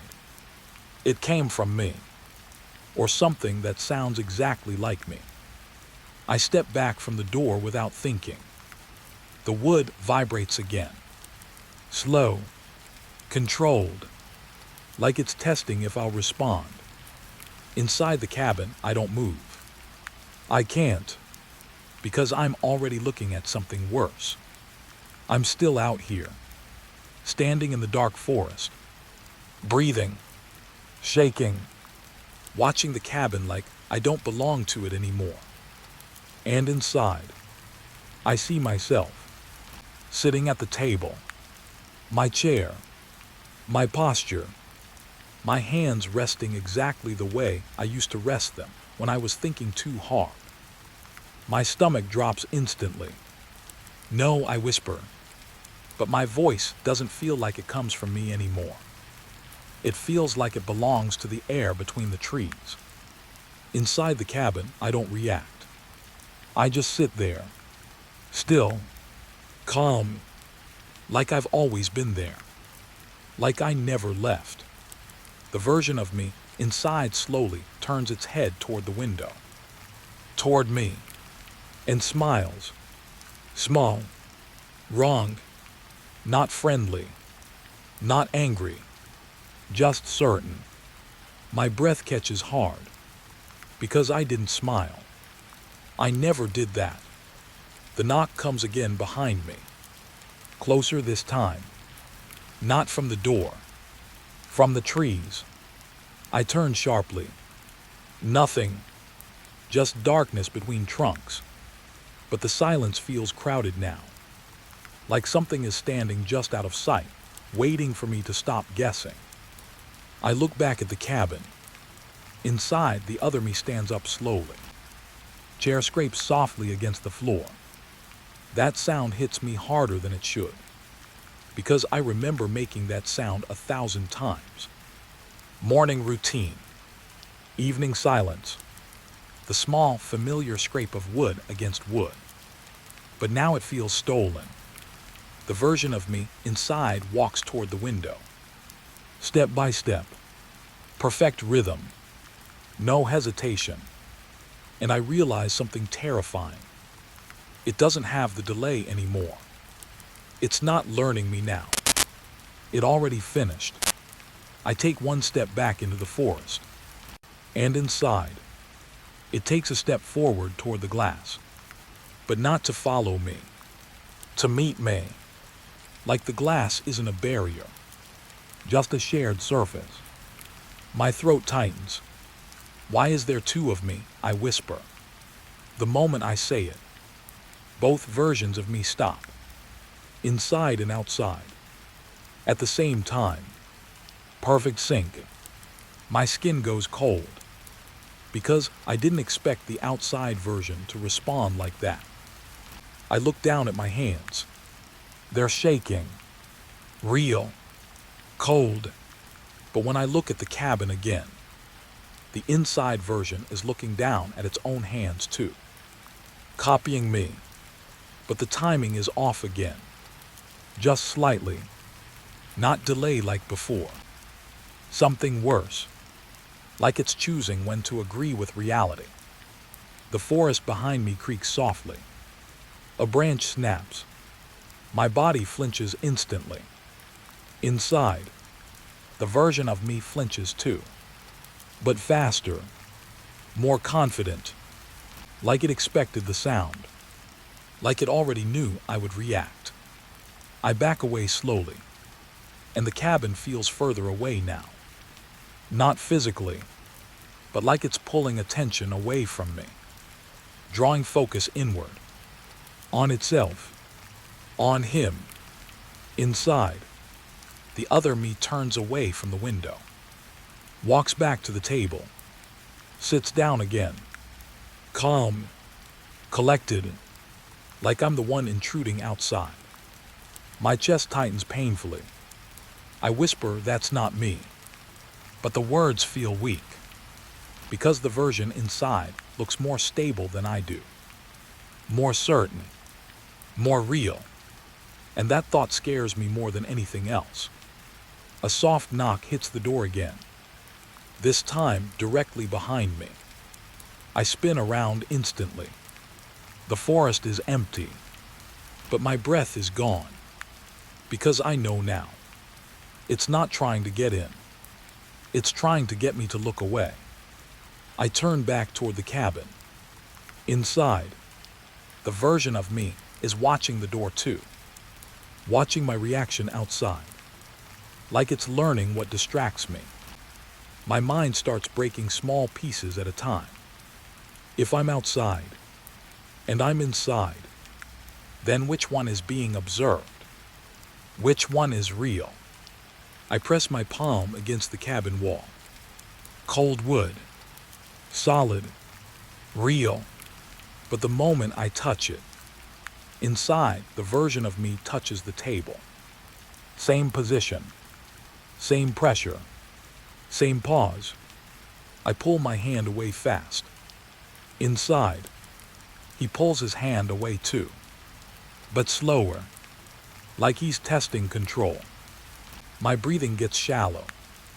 Because now I understand something I didn't want to accept. It's not just copying me anymore. It's continuing me. Inside the cabin I walk. Outside the cabin I walk. But we are not moving together. We are splitting in tension. I take a step backward into the forest again. Inside, he stands up immediately. Not delayed. Not copied. Immediate response. Like my decision is already his memory. I freeze. Inside, he freezes too. But he's smiling again. That same small, certain smile. Like he knows something I don't. The forest feels tighter now. The trees feel closer. Not moving. Just aware. I whisper, what do you want from me? Inside, the version of me tilts his head. Slow. Thoughtful. Then he looks toward the door. Not the window. Not me. The exit. My exit. And he gestures. One slow movement. Inviting. My stomach drops. Because I realize what that means. It's not keeping me out anymore. It's showing me what happens if I try to go back in. I step closer to the cabin without thinking. Inside, he steps closer to the door from the other side. We mirror each other again, but now it feels like negotiation, not imitation. My breath shakes. I whisper, if I go in, I die. Inside, he nods, slowly, like he agrees. My blood runs cold, because that wasn't denial. That was confirmation. I take another step back into the forest. Inside, he steps away from the door, watching, waiting, not forcing anymore, just allowing. That's what breaks me, because force means danger, but permission means understanding. The knock comes again, but this time it's not random. It comes from the cabin door, from the inside, from him. I turn back slowly. Inside, he is standing right in front of the door, hand raised, about to knock again.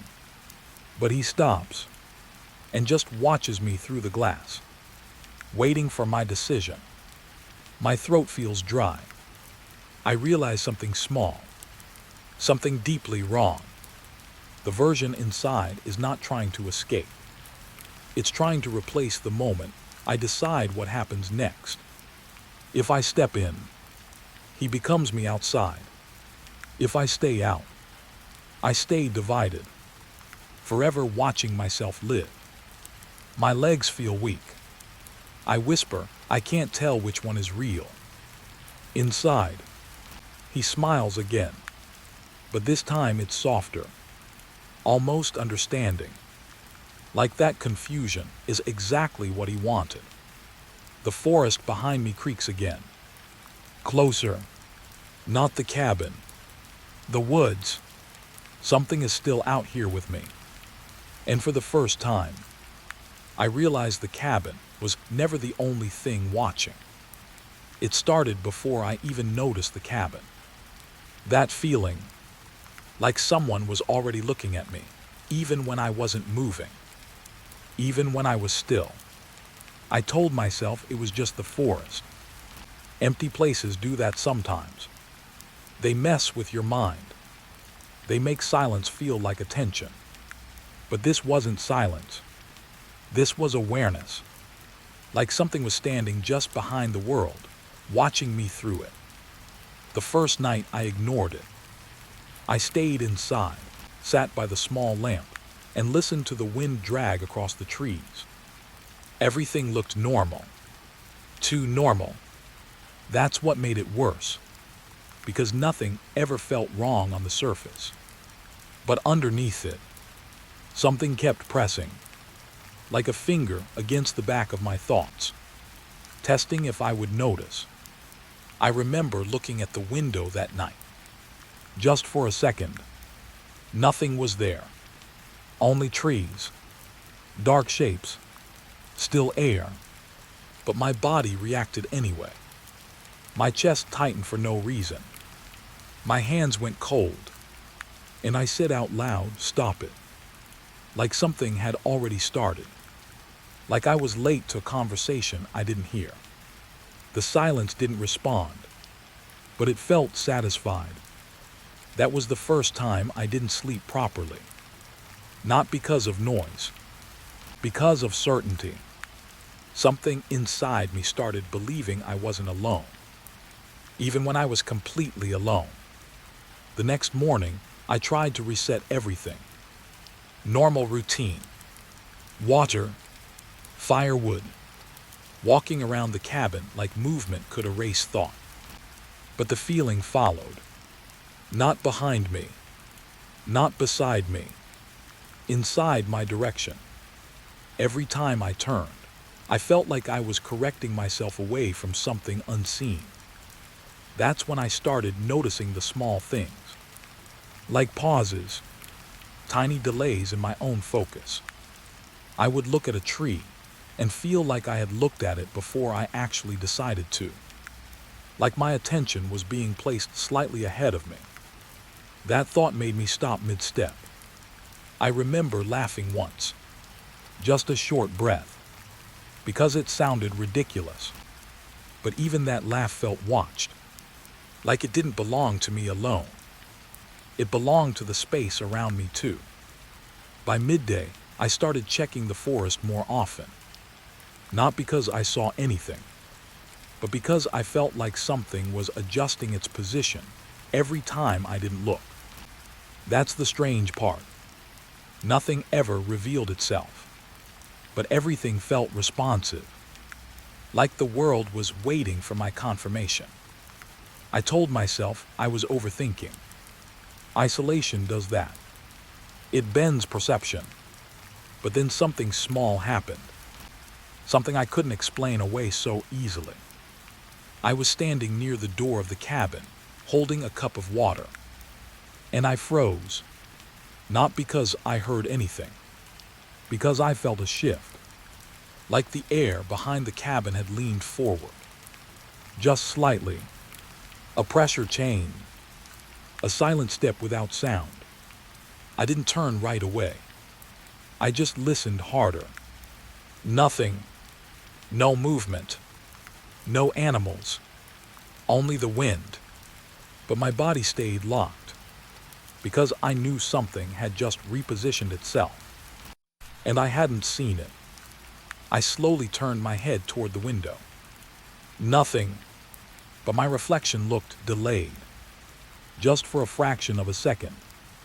My movements were there, but slightly off sync. Like the glass wasn't agreeing with me. I stepped back immediately, and the reflection corrected itself. Instantly. Too instantly. That was the moment the feeling changed shape. From being watched to being matched. That night I tried something stupid. I left the cabin door open, just to prove nothing would happen. Just to prove I was alone. I sat down across from it and watched the forest through the doorway. Minutes passed. Nothing moved. No sound changed. But the feeling got stronger. Not from outside. From alignment. Like something had accepted my invitation without entering. I remember whispering, "If you're there, do something." No answer. But the air shifted again. Same as before. That invisible lean. Closer now. Not fast. Not aggressive. Just certain. And that's when I started noticing timing. Every time I moved my hand, I felt like the world responded a fraction too neatly. Not reacting. Anticipating. I raised my hand slowly. Paused. Then lowered it. And for the first time, I felt like something had followed the motion perfectly. Even though I saw nothing. I closed the door after that. Hard. Locked it. And laughed again, but this time it didn't feel like mine. It felt like stress pretending to be normal. Sleep didn't come that night either. Instead, I sat in the dark and listened. And that's when I started hearing it. Not footsteps. Not knocking. Something subtler. Like presence adjusting itself just outside awareness. Every time I focused on it, it stopped. Every time I relaxed, it resumed. As if attention was the only boundary it respected. I started testing it without meaning to. Looking away. Waiting. Looking back. And each time, I felt like I was catching something that had already learned how to stay just out of definition. On the third night, I wrote something in my notebook. I don't even remember starting it. Just remember the words forming. I feel watched even when I'm not being watched. I stopped there because I realized something uncomfortable. It wasn't a thought anymore. It was a pattern.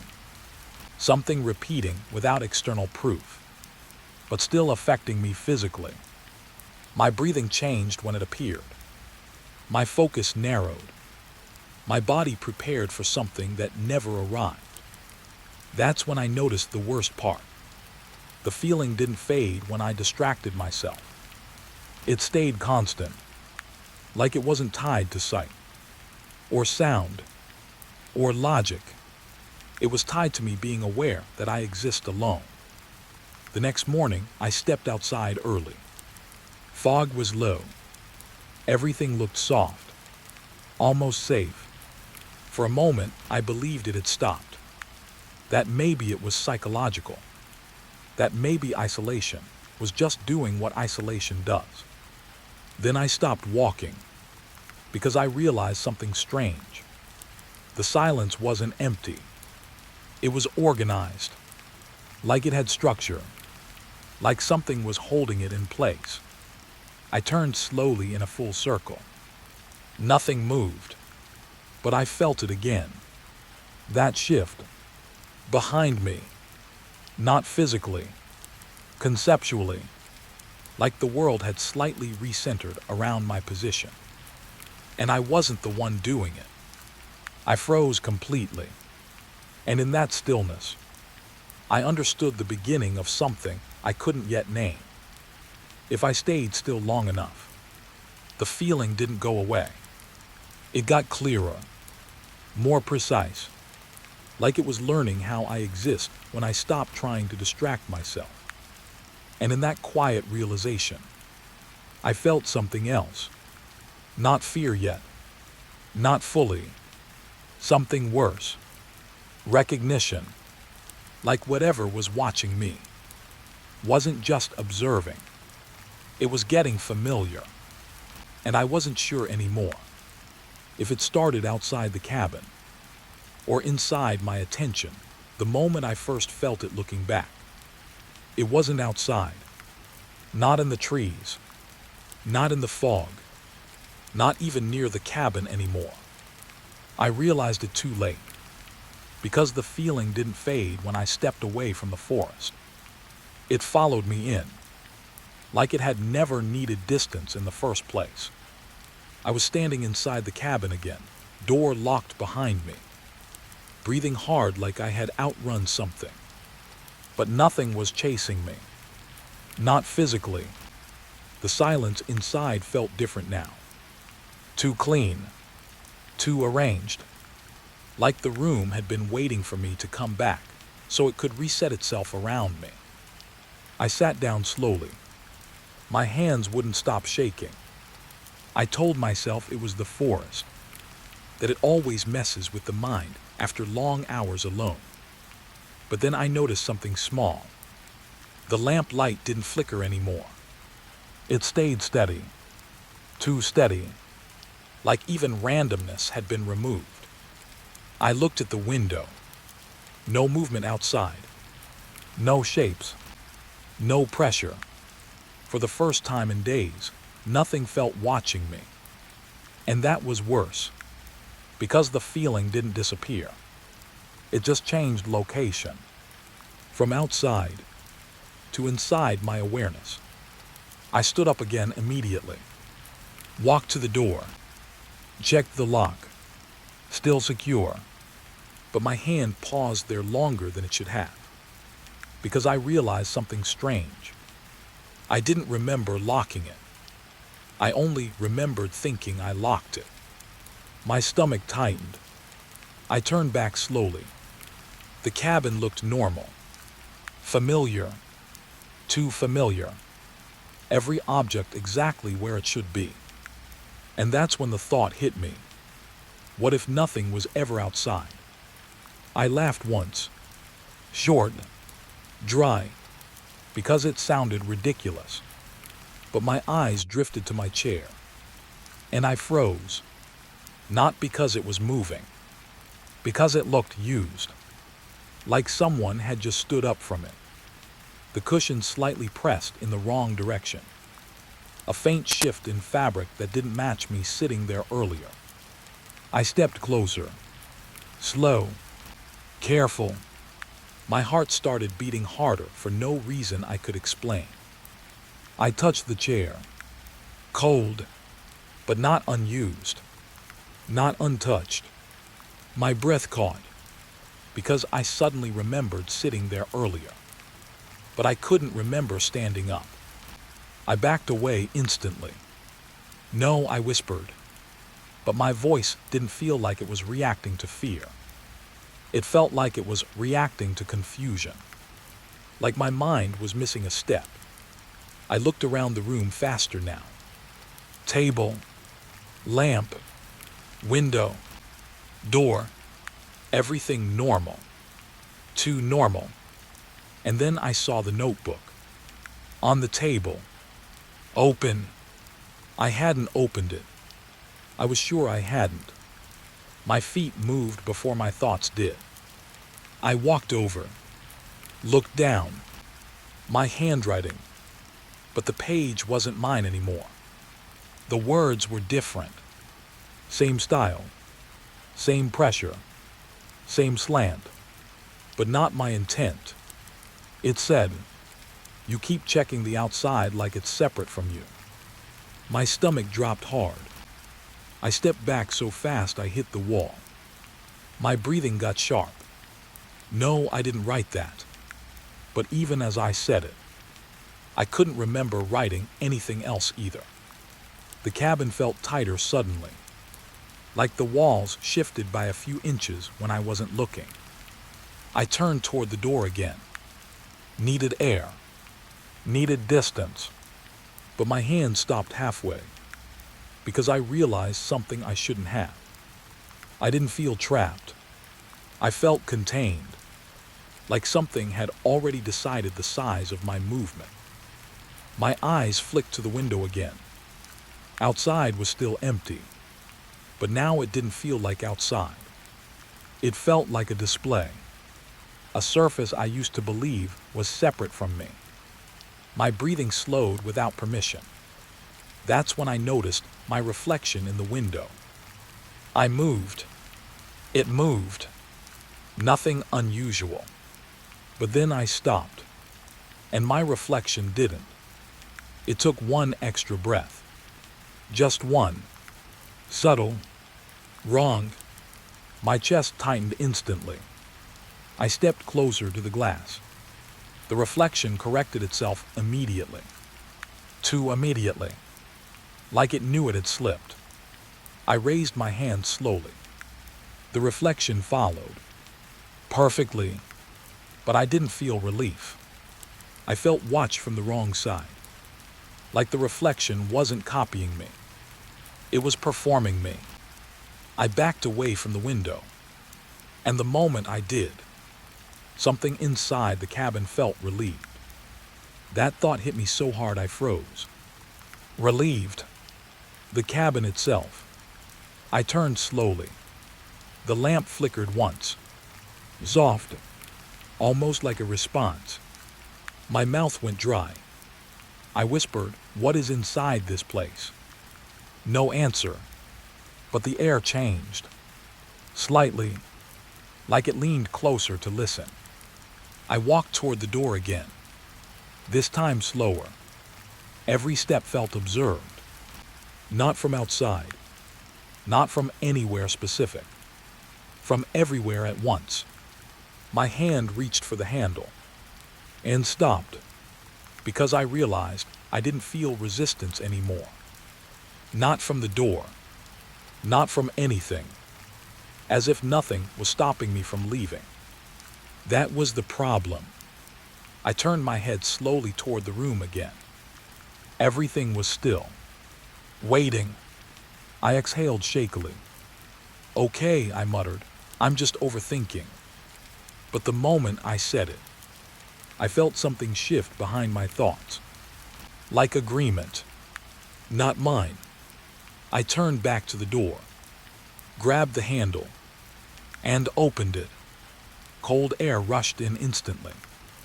Real air. Real forest. Real distance. My body relaxed for the first time in hours. I stepped forward, one foot outside, then the second, and that's when I stopped, because I was still inside. I blinked, looked down. Both feet were still on the cabin floor. My heart dropped. I looked up quickly. The forest was right there, close enough to touch, but I wasn't moving into it. I was watching it from a frame, like a window, but I was standing in the doorway. I turned my head slowly. The cabin behind me was the same. Lamp on, table still, chair slightly wrong. But now I saw something I didn't notice before. The chair wasn't empty. Someone was sitting in it again. Me, not the reflection, not outside me. Another version. Calm, still, looking at the notebook, like I always did. My breath stopped completely. I tried to step forward. Nothing changed. I was stuck in the doorway, between two positions that didn't agree on where I existed.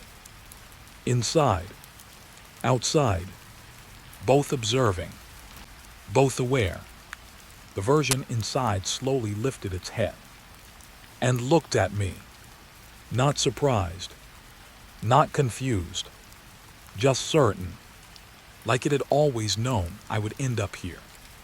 My throat tightened painfully, because I understood something I didn't want to. The cabin wasn't trapping me. It was separating me, and I wasn't outside it anymore. I was just the part of me that hadn't accepted I was already split. The version inside tilted its head slightly, the exact way I had done earlier without thinking. And I realized something worse. It wasn't learning me anymore. It was deciding which version of me continued. The wind outside shifted slightly, and I felt it again. That same presence. But now I understood the truth. It wasn't in the woods. It wasn't in the cabin. It was in the moment I stopped being sure which one I belonged to.